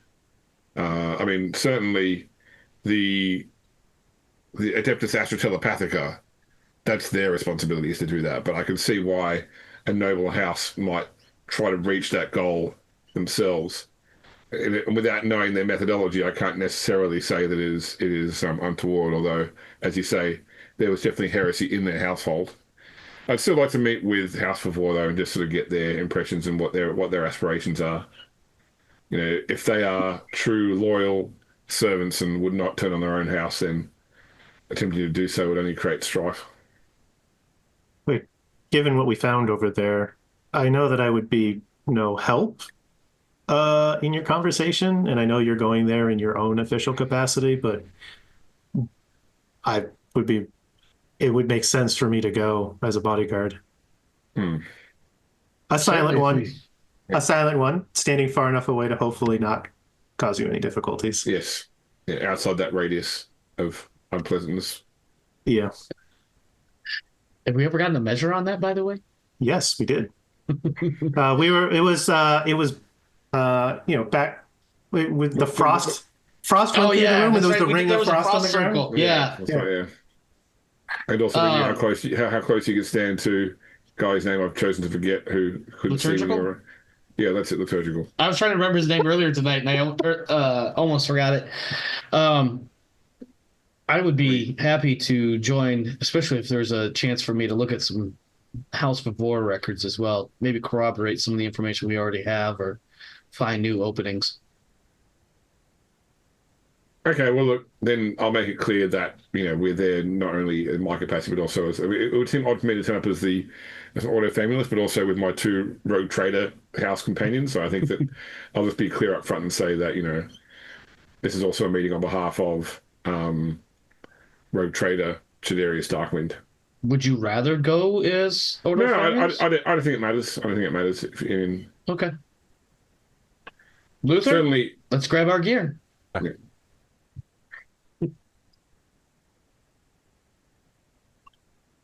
Oh, I'm sorry, Rassie, Holly. Please, if there's more conversating that needs to happen, let us converse. Luther, go get our gear. No, we've got to go to the funeral first. We've got the party first. So yeah. Oh yes. Let's go prepare for a funeral. Yeah, we'll go celebrate. Do we get flowers? How does this work? I've never been to a funeral before. I've never been to a funeral before. I doubt that, actually, because I'm pretty sure he would have been at liturgicals if there was one. There was one. Yeah. You were there. I know. I would have. The rogue trader gave a speech while he was there. It was a whole thing. We had it on screen. I guess. Well, in that case, I guess what he needs to say is, I don't know what do we need to do for one of their funerals. I think we're just there as guests. We don't need to. Just to be clear, they didn't invite you to the funeral. They invited you to the funeral after party. Okay, well then we'll go. We'll stick around for the wake then. Yeah. We'll bring a House Chaderius or House Darkwind goodie bags. Yeah, I don't want to crash a funeral. Holly isn't that gauche. She will crash the after party though. We were invited. It's not really crashing. Yeah, I know. I don't know how to deal with you guys right now. You're losing it. We're gonna when we come back from this break and these people lose their frickin' minds, we're going to a after party for the funeral. And who knows what could happen there because so many story plots are starting to come together. We'll see you in the third. In the third half. Third half, yeah. James was just regaling us on his thoughts about the Treaty of Nicaea, which is not at all based on the Council of Nicaea in real life. Warhammer 40K does not borrow from real-life imagery heavily. Just skulls. Yeah, okay. Sure. You arrive at the party. It's pretty low-key when you arrive. The feasting is dampened. People are clearly indulging and celebrating, but it's not like people are cheerful and hanging around. It's a lot of people. First off, there's not a long table in the middle. Instead, there are servers going around what is now a long hall, serving dish trays mostly filled with snail-based meats and meals.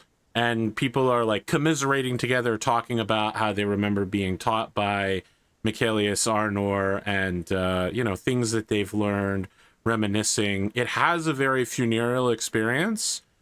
However, because it's quieter than normal, you can definitely hear the beat of an EDM dance track coming from the club that's from the underneath level for sure.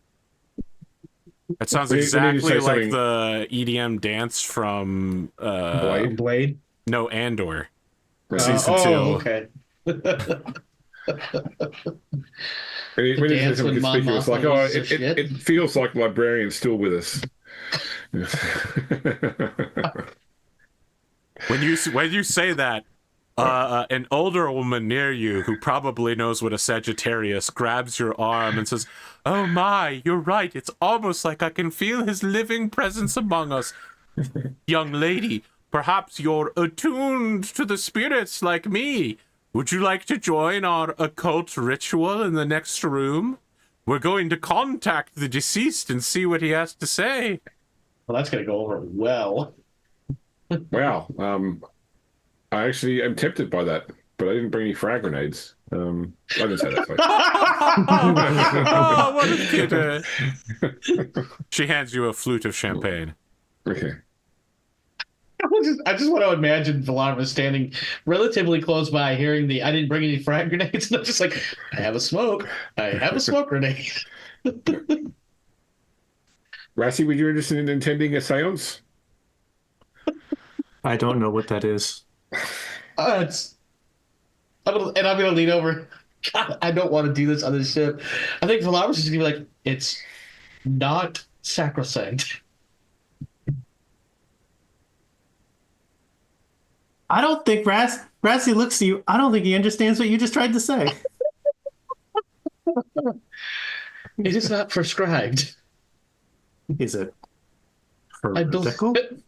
I don't care, because somebody tell me I'm crazy, but I'm pretty sure communing with the dead is not a thing in Warhammer 40K. It is very much heresy.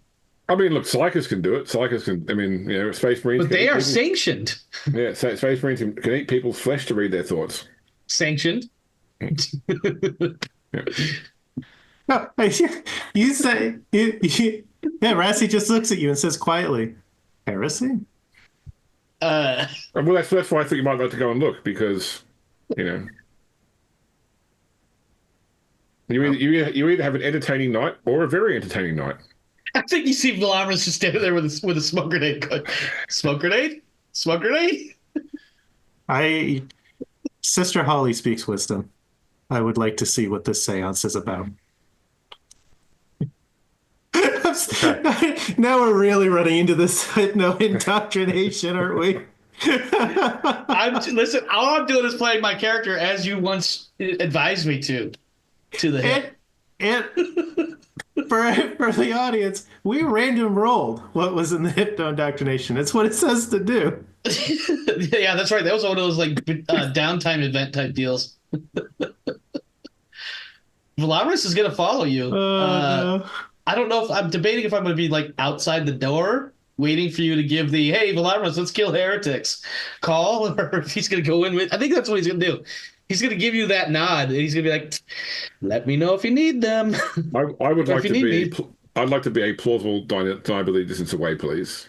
Yes. Well, you have a mission here. You just like instigated this. Now you're going to walk away. It was such a Holly thing to do. It's such a Holly thing. Hey, guys, I think I found heresy. Heresy? Where? Where'd Holly go? Rassie, you're led a Rassie. few dozen meters down the hall to like a side room past all of the night alcoves. Inside are men and women. Most of them appear to be in their late 40s to early 60s. It's mostly women. There are a few men. There's a lot of jewelry like rings, earrings, necklaces. Everyone is wearing like darkish clothes, and you can hear them like, oh my, I can't wait for it to start. I can't wait to hear what Michaelius Arnor has to say. You can see that someone brings out a round ball with a strange infinity symbol in the center of it in white, and places it and then rolls it upside down and says, let us begin. Let us close our eyes, pray to the spirit of the Emperor to move through this channeling object so that we may receive answers to questions that we ask. Michaelius, I know that you are here. And people begin forming a circle, and like a woman grabs you and says, oh dear, I'm on your right. Give me your left hand and give your right hand to the woman on the other side of you. Cross your arms like this. Sure. People begin humming like, oh, everyone is humming a different word. It's completely discordant in here.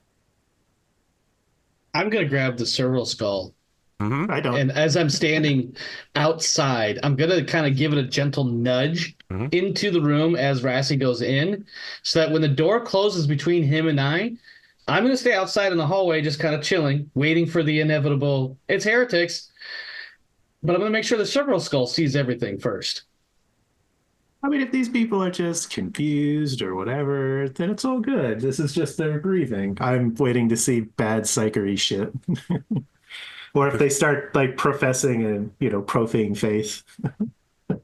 Who has the first question for Michaelius Arnor? And you can hear someone say, he owed me 20 Imperial credits. Does he still have them? You can see the man takes the black ball and flips it upside down and then flips it again. Reply hazy. Try again later. And everyone goes, oh, and puts their hands up at the same time. And someone goes, he's here with us now. I can feel him around me. And then she faints and falls over to the side. The lights in the room begin flickering. I'd like to look around, see if I can see someone flickering the lights. There's very clearly a young servant boy flickering the lights in the corner. Okay, I'm not going to say anything. All right, they play with their magic 8-ball for another hour, and they're all deeply impressed with this mysticism. Mystic bullshit. Just to be clear, this could still be very heretical if you wanted to eliminate them, but this also seems like the kind of dumb shit nobles do at parties. Yeah. It could go either way. I've heard it both ways. I think for Rassie, he started by invoking the name of the Emperor, and it's clearly a charade. He's not trying to have them put faith in a false idol. And it seems to him that this is to help with people in grief. So he's not going to... No, the doom music doesn't start. Did you take the smoke grenade? No. Okay. I have a flamethrower. What do I need a smoke grenade for? Oh, did Rassie take the smoke grenade? Don't count on it. I think what Velamris is going to do after a while, and I don't imagine I'm sitting there literally with my ear to the door, but I'm trying to listen in and whatnot. I think at some point I'm going to pop the door open and drop the smoke grenade in there just to add to the chicanery. Just to be to be chaotic, huh? Yep. In a non-chaos way. I think your corruption little points seed beg in to the differ. chaotic. Just to add to the ambiance. And then I'm gonna go find Sister Holly again.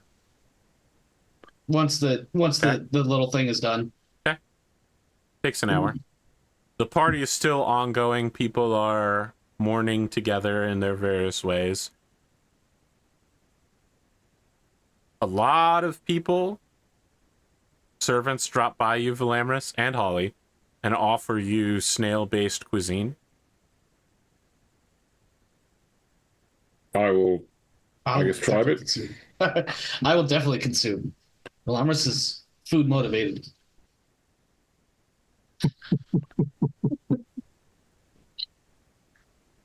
Listen, he spent many years living on corpse starch as a regular form of sustenance because everybody else ate electric goo.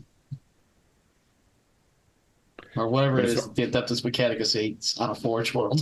I suppose I could say I'm trying to cut back on snails, but no, it's all right. You should try them. They're pretty good. Sure, try this one.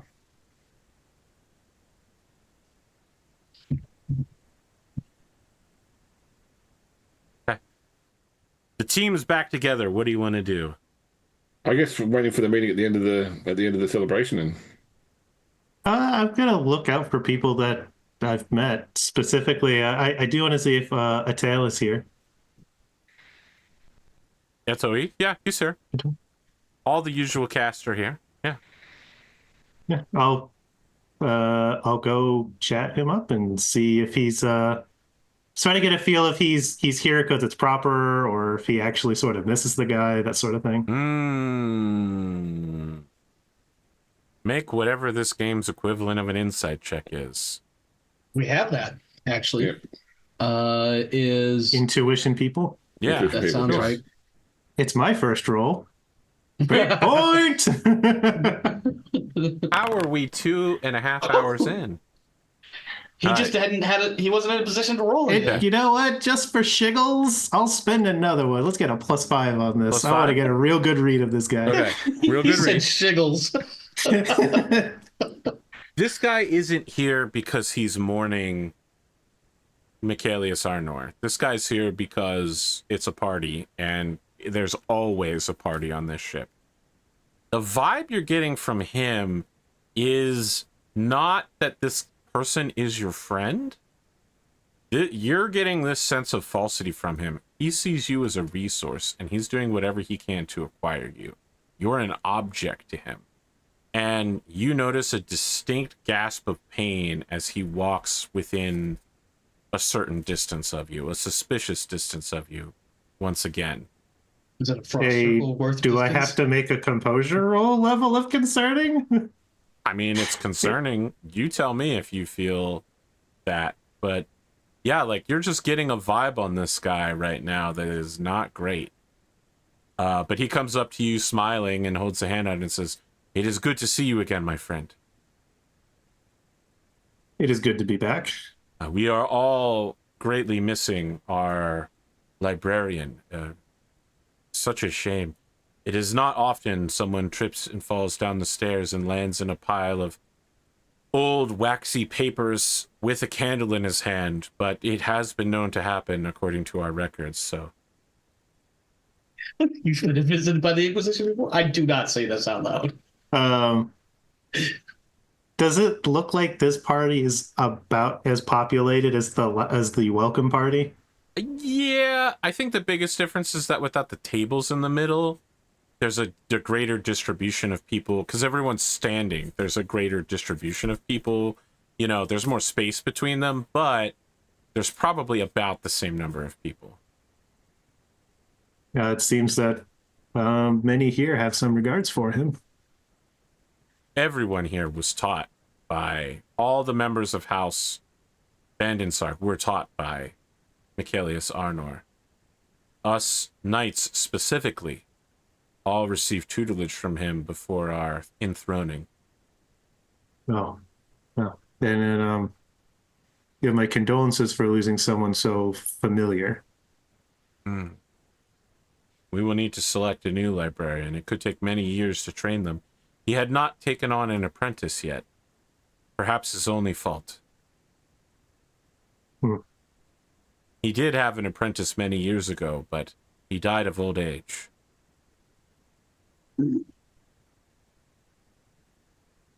It seems I apologize if this is a bit forward. It seems your injuries are still troubling you. Haven't had time to heal from them. We came here from the battlefield. Indeed, Johanniter just recently replaced the last pilot of that machine.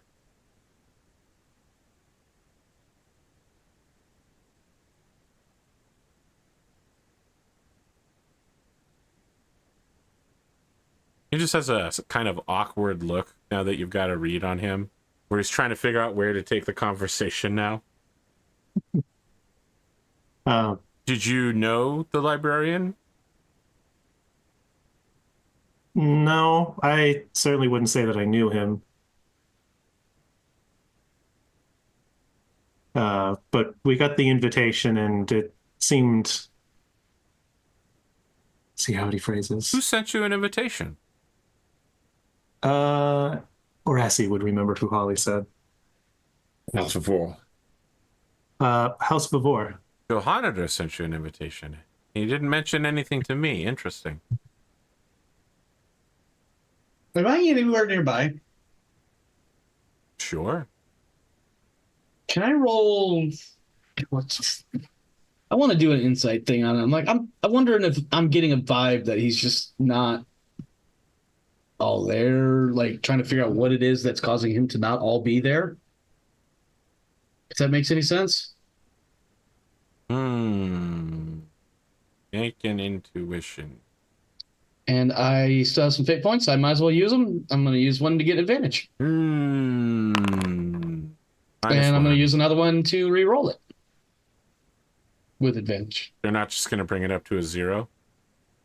No, I want to pass. Okay. I mean, a 0 is a pass. Yes, but this passes with 2 successes.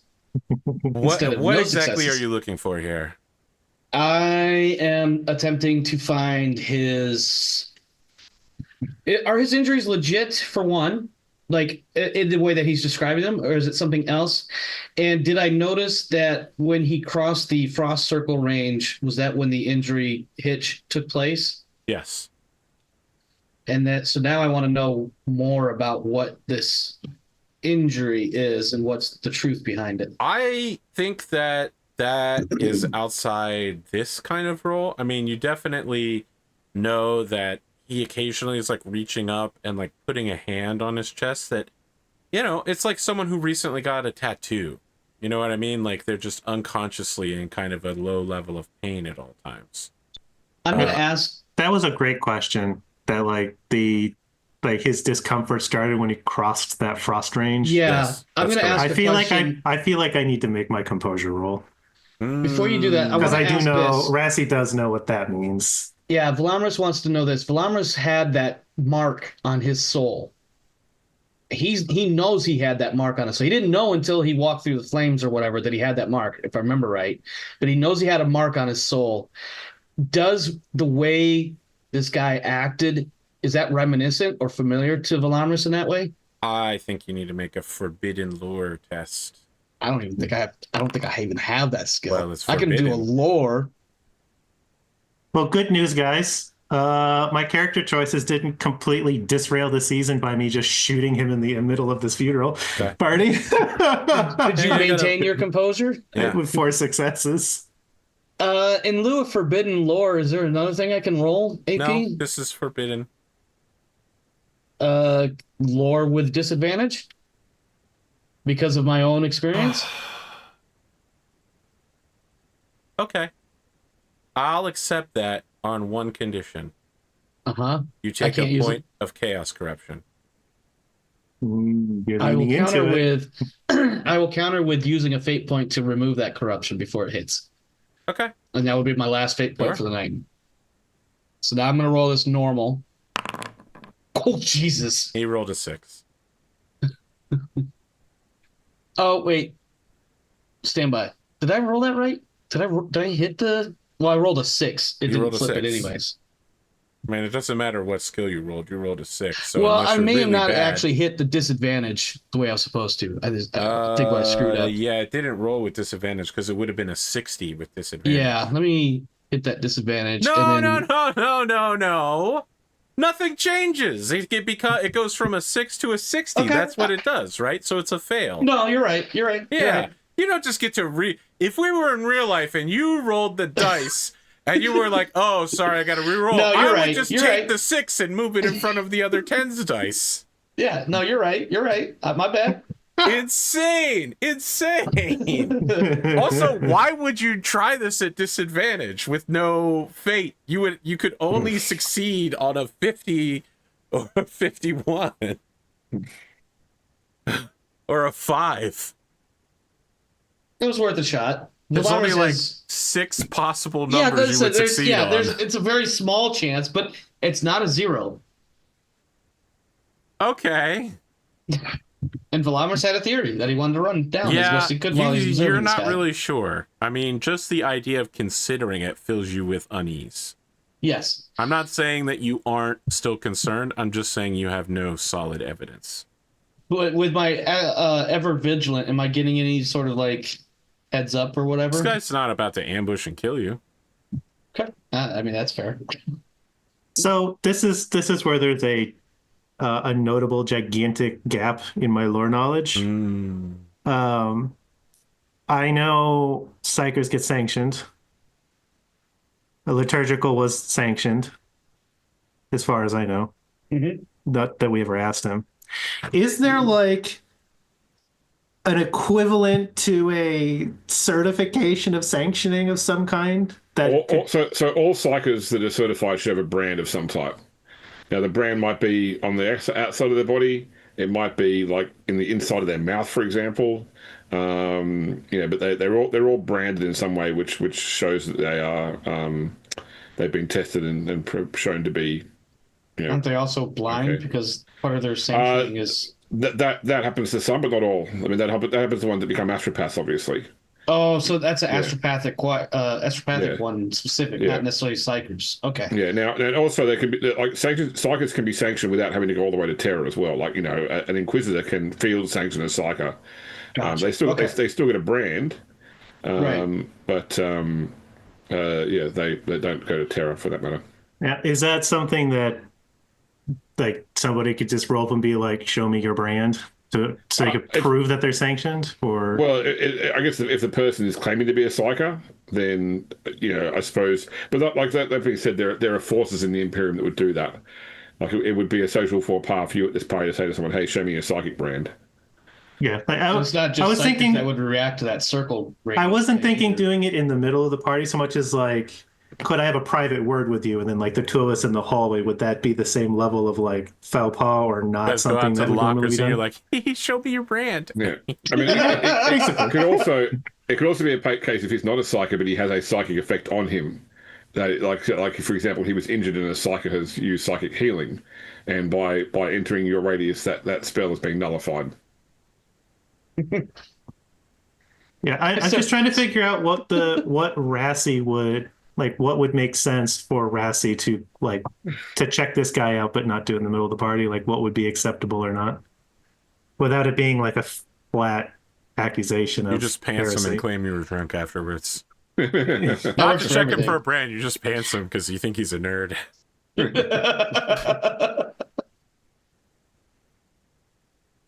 Um. Uh, Yeah, I mean, that's sort of what I'm just trying to figure out. Okay. 'Cause- yeah. While you're I guess- paused there, I mean, we are in the middle of a pretty deep conversation. Is there anything anybody else wants to add or do at the time? Velamris is just watching him. I don't have anything else. No, I'm good about it. Okay. Well, then we're just going to wait for Kain to make a decision. We're going to sit here boringly, wait for All Kain right. to So make a decision. Yeah, Rassie's gonna he's gonna try to I think he's gonna talk to Sister Holly about it after the party to try to figure out what is likely, unlikely, sort of air his suspicions. He's passed his composure roll, so I don't have to be turbo aggressive about hating psychers right now.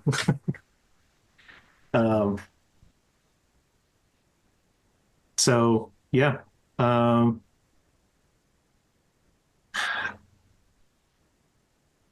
Yeah, I guess he make his excuses. Say he's like he wants to go and he wants to make sure to see ask you, have you seen Johanniter?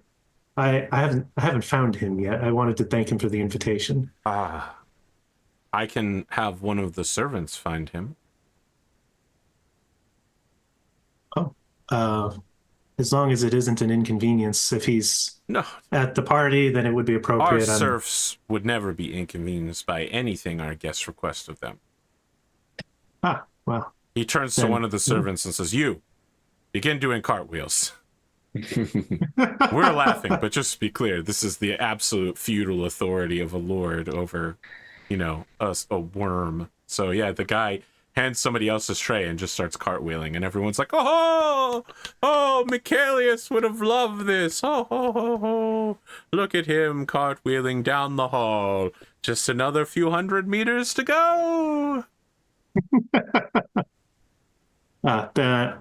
I will.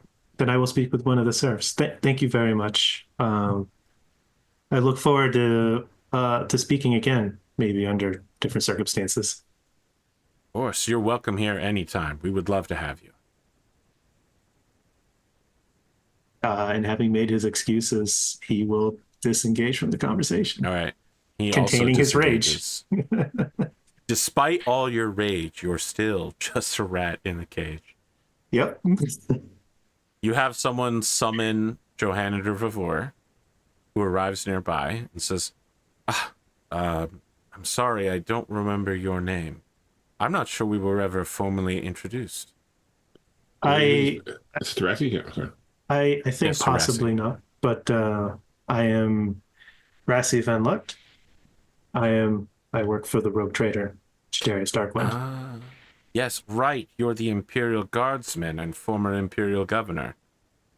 Yes. All right, so this guy looks like a Gundam main hero, right? Like he's got floofy blonde anime hair. His pants are like paramilitary uniform style rather than everybody else's medieval style.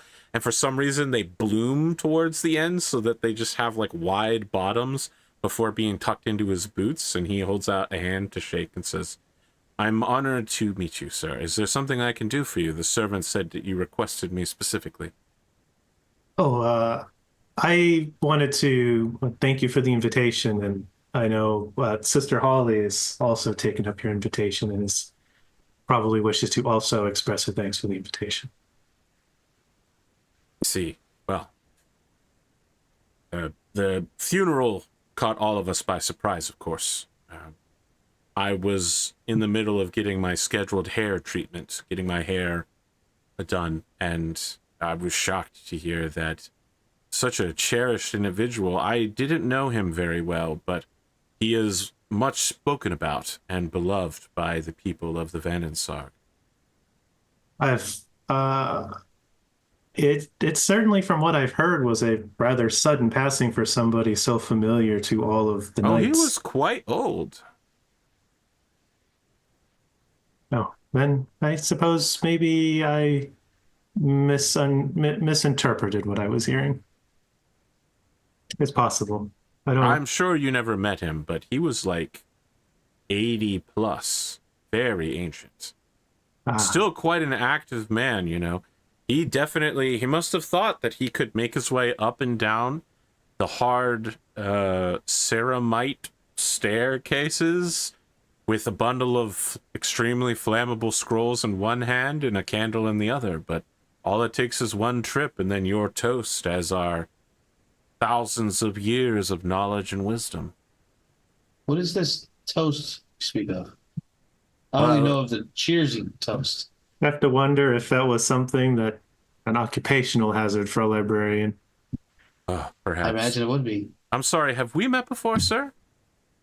Oh, I apologize. I have a bad habit of occasionally speaking out of turn. I do apologize. I'm Velamris. We work together. Of course. You're the blunt one. Worse words have been used to describe me. Yes, I appreciate that. Well, I welcome you to the funeral. Thank you. I'm sorry if this was any inconvenience for you. I just wanted to express my thanks. Of course, of course. There's nothing I can do for you? I had the impression that Sister Holly had mentioned that we would be staying after the party for something. I'm not entirely sure what. See. Well, if it is a sister of the Order Famulus, perhaps it is a discussion on the genetic line of my people. There has been some approaches about using my genetic material now that I'm a knight. Perhaps it's something along those discussions. So interesting that a rogue trader would hire a sister famulus. Do you normally approach Imperial Knights? I'm not here at this comment. Yes, Says that to me, I'm saying this to Rassie and Velamris. Oh, okay, cool. Sorry. Yep. No, Yes. The sisters' famulus duties are something that we aren't intimately involved in. But this is a personal request from her rather than the rogue trader. I see. We accompanied in case there was something we could help with, but it isn't we aren't involved in that information. We're not privy to it. The privacy of the famulus. See, the freedom and lack of restrictions that your activities cover must be such an interesting and unique way of life. The change entering the Presents its service own of the challenges. Lord Captain has been it's been very interesting, very enlightening, and very different.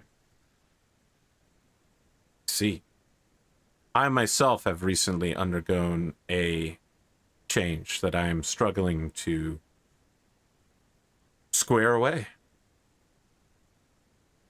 I was fortunate to be making this change with two companions. We've been able to give each other counsel to do so to the best of our abilities. I hope you have something similar for yourself. The spirit of my ancestors is with me now. I see. So you must be in good company then. I think so. I come from an honorable line of wise and just men. We have served the Emperor for many years. If Sometimes it feels like I can still hear them. Well, there's a few other people that I wanted to give my condolences to, but I'm sure the sisterhood is looking forward to meeting you. Of course. I will be available. He hands you a calling card and says, "My card." Thank you. Wait, and he pulls out Cyrus one of his pulls- own. Cyrus pulls one out as well. Yeah. It's like, They probably say the same thing except for the difference in names. it's like, this is why the sister told me to get these. And then, yeah, we fought and bled for those cards. Yes, we did. That's why Yeah. I was just like, "Ooh, I get to give him one." and I'll try to awkwardly mingle and try not to piss off too many people while I'm going to keep an eye on the sister. Would you like to make a roll to not piss people off? Or do you just want to say that you don't do it? Rassie's just trying to position himself in places where he's not too close to too many people at a time so that he's not annoying, doesn't want to cause Do you have problem. do you have like a little PDA or something on your like on your wrist, whatever, that shows your frost circle range? No. Plus he's at I'm gonna call it that from now on, by the way. Plus he's at a function, so he's not in his armor. He doesn't have that. That's fair. That's fair. He's probably Don't worry. sticking to like the less popular side of like a refreshment table or something. So not near the water cooler is what I'm hearing. Just keeping an eye on the sister in case the sister needs something. Velamris is trying to do what professional bodyguards would do as far as hovering and keeping an eye on things, but he's not a professional bodyguard, so he's probably screwing it up a little bit. Getting a little too close or getting a little too far. Can I just use the time while we're at this party to try and just establish what is the current blood between the Vavors and the Van der Sargs? Like, are they on good terms? Are they on strained terms? Let's make a roll. Okay. Where I does think their social... without a roll, you definitely know that there's some tension between them. Yeah. Intuition people, would you take that? Yeah, sure. Let's Taylor Swift this. And now we Okay. got bad blood.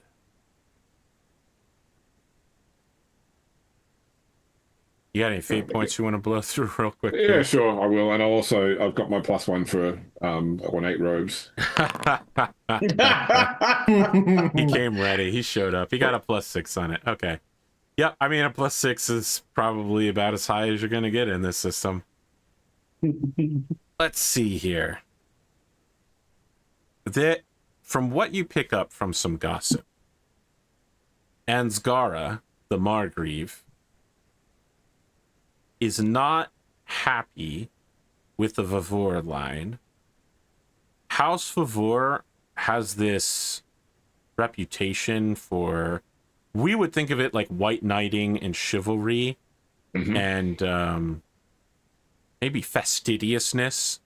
They're somewhat at odds with the looser party nature of Angsara's Vandensarg family.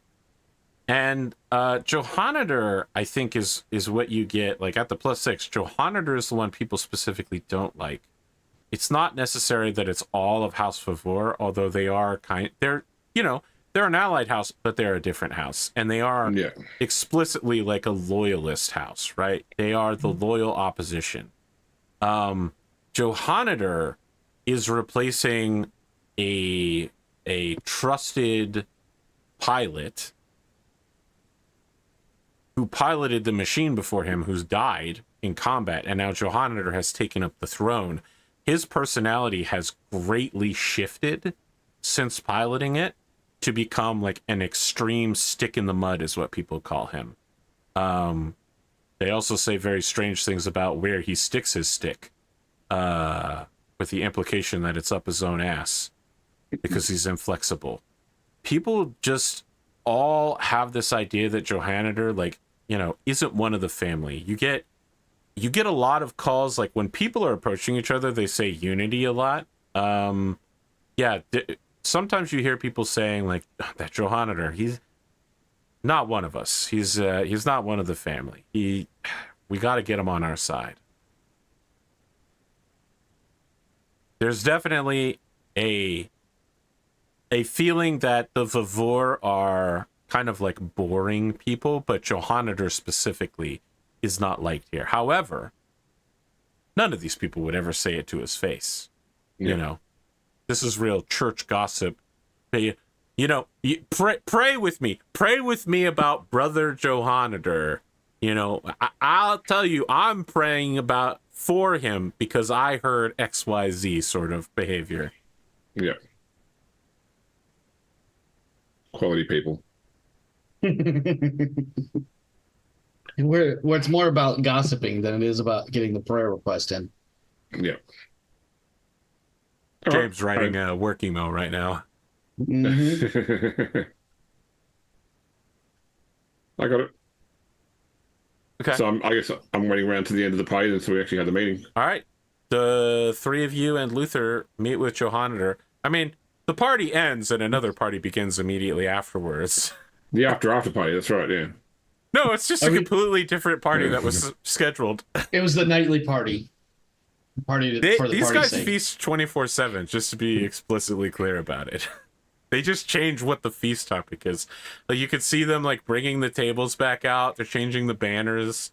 The music, the mood probably changes. Oh yeah, the food absolutely. Well, this was Snails Memorial. Well, no, the mood.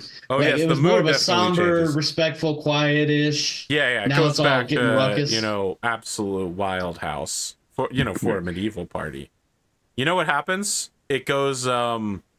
What's the movie with Heath Ledger being a knight? Jesus, how do I not remember? A Knight's Tale. Yeah, Knight's Tale. You remember where they do like the dance scene where the music changes to modern music at one point? Yeah, that's what happens here. That's how we do it in Liechtenstein.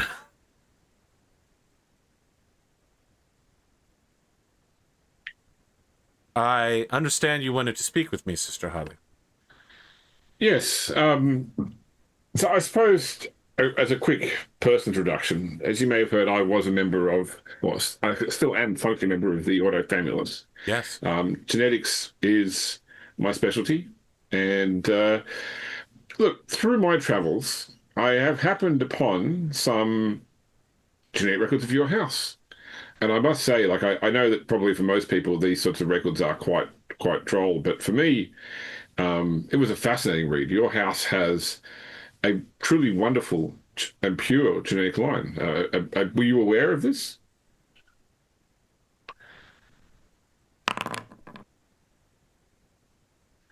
Where did you say you came across my genetic records? I didn't. I just did in my travels.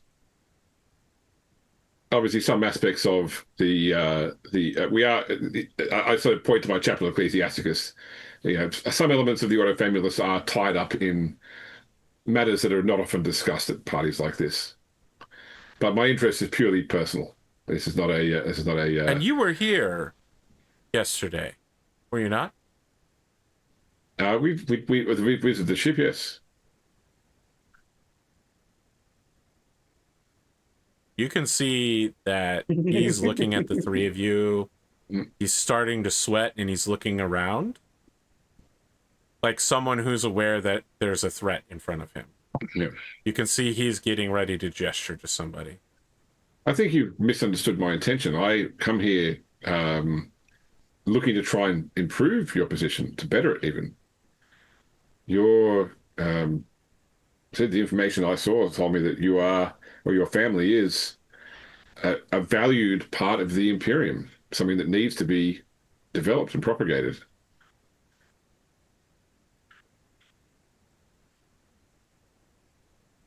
I would ask you, this is probably going to be our final roll of the night, depending on the results. Yep. Intuition people. Okay.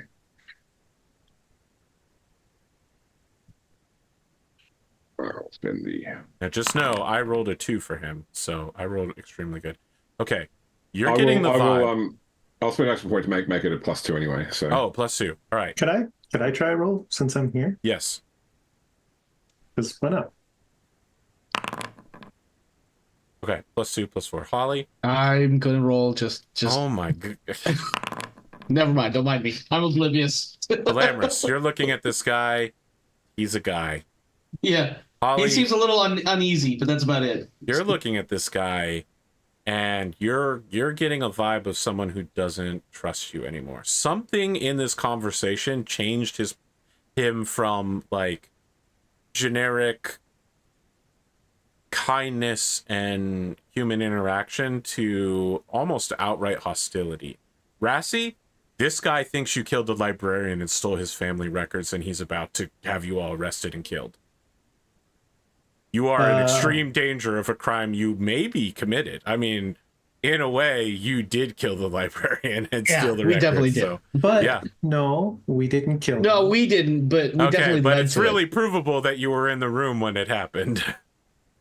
No, we weren't. He was found at the bottom of the stairs somewhere else in the building. It's not We going to be difficult to absolutely- pin you guys for this crime. Yeah, we've definitely got some culpability here. God, I think Rassie will say,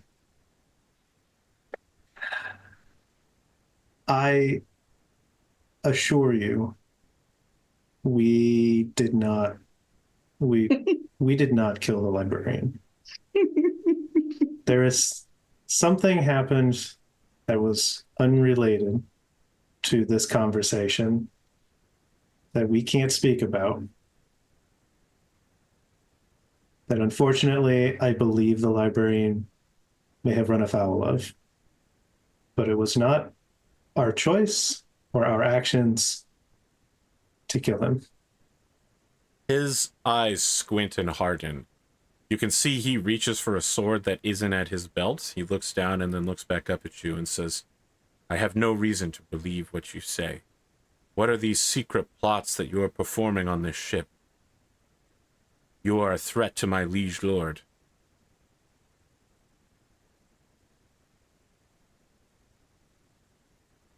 I mean, it's definitely not in universe to be like, can't say, but like I'm not going to pull a Velamris and be like rhymes with something and just take a letter and add it to Inquisition. Same I was Inquisition. totally trying to figure out how to phrase it. I was absolutely thinking about saying something like that too. But then I was like, I think at one point, so I think when he's talking about that we're a threat and everything, I think Velamris is going to, I imagine I have like a sash or something. Now look, satchel. Omar, before you do anything, let me just be really clear. You are in a ship filled with hardened combat experts. That hall is filled with death machines. Yep. Okay. And so Before Velamris, you do anything I ridiculous, promise you, I'm not going to do anything ridiculous. Okay. Yeah, I think what Rassie Velamris is going to do is he's going to grab his satchel and take it off of his shoulder and set it down in front of Rassie. Your satchel? The one that has all the paperwork and documents and evidence and whatnot that we had acquired. I thought you Okay. were mailing it back in a brown vanilla envelope. No. So This is our records. I just did that with the family records. Ah, This is yeah. the conspiracy and the cover up and all the other stuff. Okay. Okay, so Yeah. Rassie's going to say, if it gives a chance to bridge this trust, would you like my weapon? What is in that bag?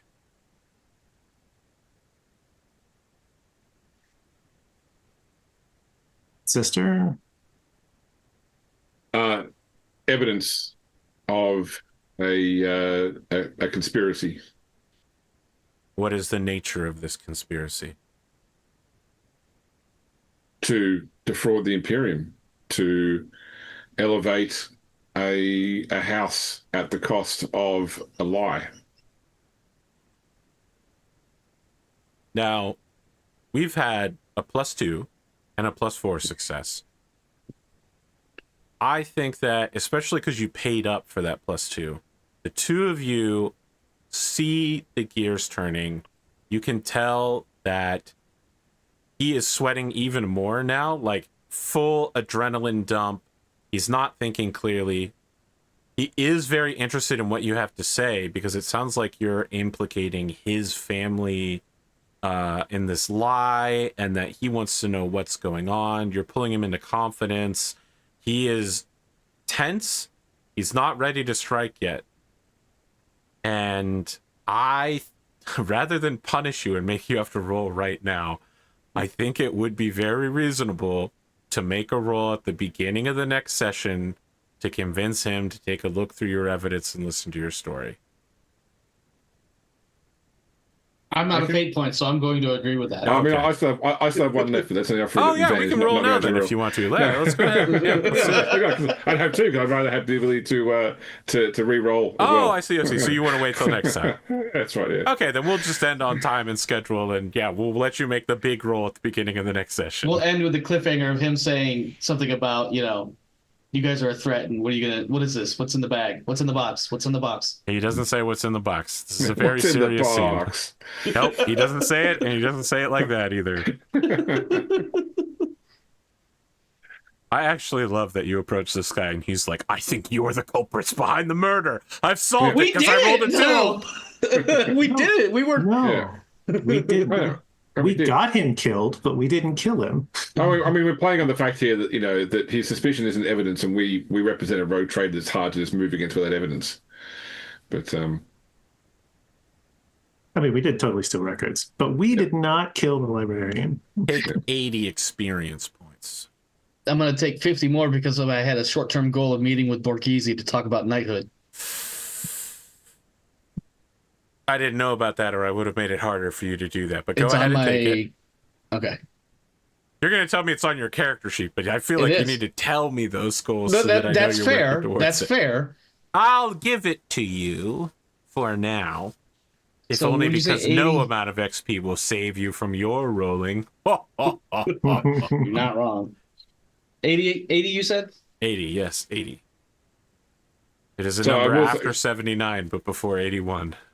when I ran Power Rangers, I used it during Roll20.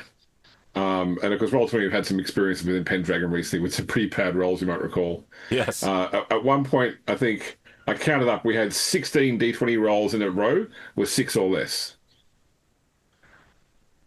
What The other kind of night I was- system is Power Rangers? D20 want to roll high. So you would have done excellent at Pendragon.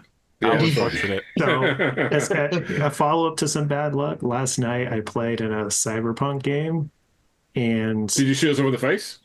Shoot yourself, first roll of the game, shoot yourself in the face. we went the entire session regularly rolling, and I think we crunched it out like 45% of our dice rolls were ones.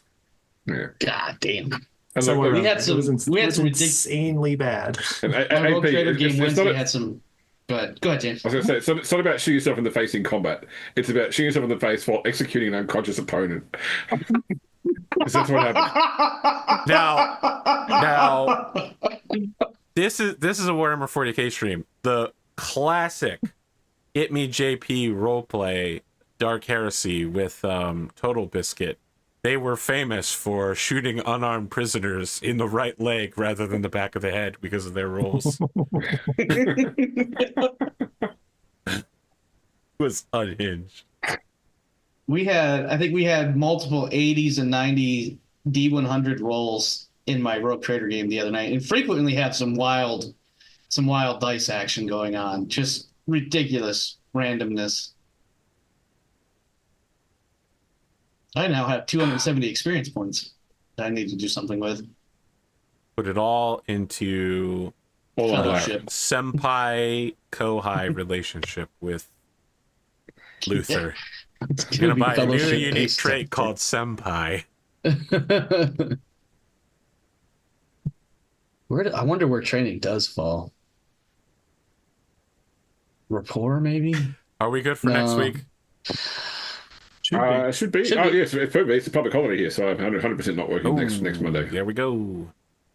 I'm also It's told that King's if we birthday.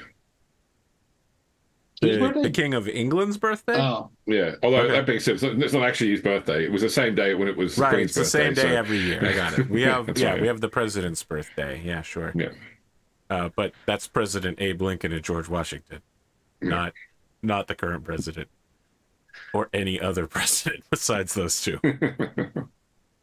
All right. Well, I do want to announce that if we miss sessions in the future, we'll probably be playing Baldur's Gate 3. So, I'm not recording them. I'm just telling you, audience, we'll be playing Baldur's Gate 3, and we'll probably talk about it. When we talk about them, that's Yeah, what we'll it's talk for. about Yeah, it. that's right. Yeah, no, we should record it and then throw it on Patreon. I'm not going to do Yeah. that. Yeah. You Why can not? do that. Just go wait and see if AP kills someone by casting fly on them again, then doing something else. Okay, well, first off, that wasn't Baldur's Gate 3. That was Slaster, but it Solasta. was still 5e. It was still 5e. yes, it was still 5e. But What did he I kill? cast Fly on Spoon, and then I was doing a 1-hour rest thing. You know, you were to scribe a scroll. Yeah, I went to And scribe when a you- scroll, And when and- you scribe a scroll, it advances the time before 10 minutes. Yes. Which broke Spoon concentration on was Fly. over a pit, so he fell in and died, and we had to get a game ending.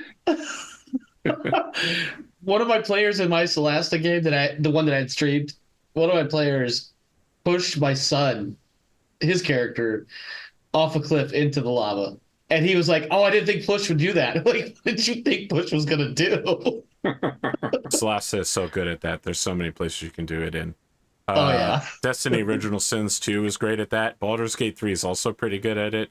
You can throw Although people Baldur's Gate off 3 has some invisible walls sometimes where you shove people and they just sort of hit like an invisible wall and slide down it. I'm specifically going over thinking the of the Anvil place in the Act 1 Forge area. Yeah. You can just throw people off of that down there to fight the dude. Yeah. I also I was too low a level to deal with a hag in the first act, so I just shoved her into the pit. Yeah. Yeah, that'll do it.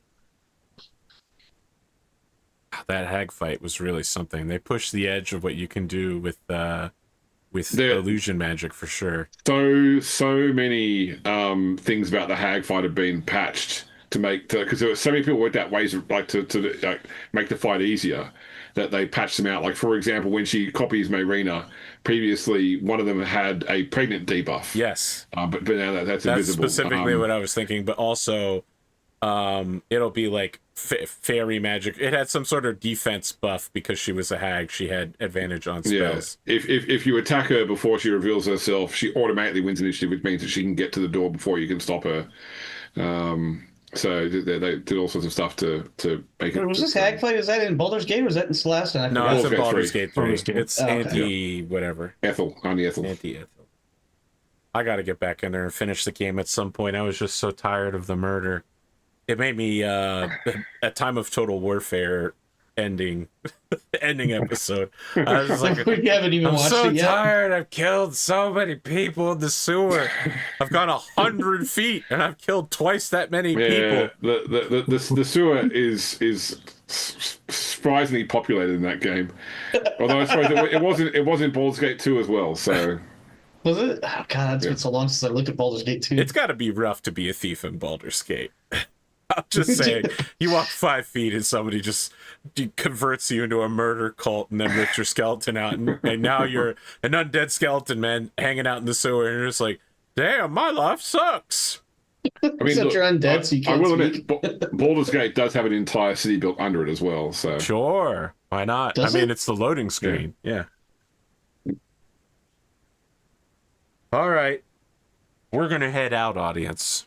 But before we go, have you considered going to patreon.com/APGamingREAL for a behind-the-scenes look at episodes, including completely unreleased Song of Ice and Fire character creation that will not be released to YouTube? You can only find it, and you can get easy access with any tiered level of Patreon subscription for just 1 month. Find out more Good about stuff there. Upcoming show release. So why stop at 1 month? Because there'll be more stuff every month. Incredible. What a salesman. That's international CEO level of sales and advertising. Yeah, what is it like less than the cost of a cup of coffee a month? You could be having this sort of content, Hours of content. Incredible.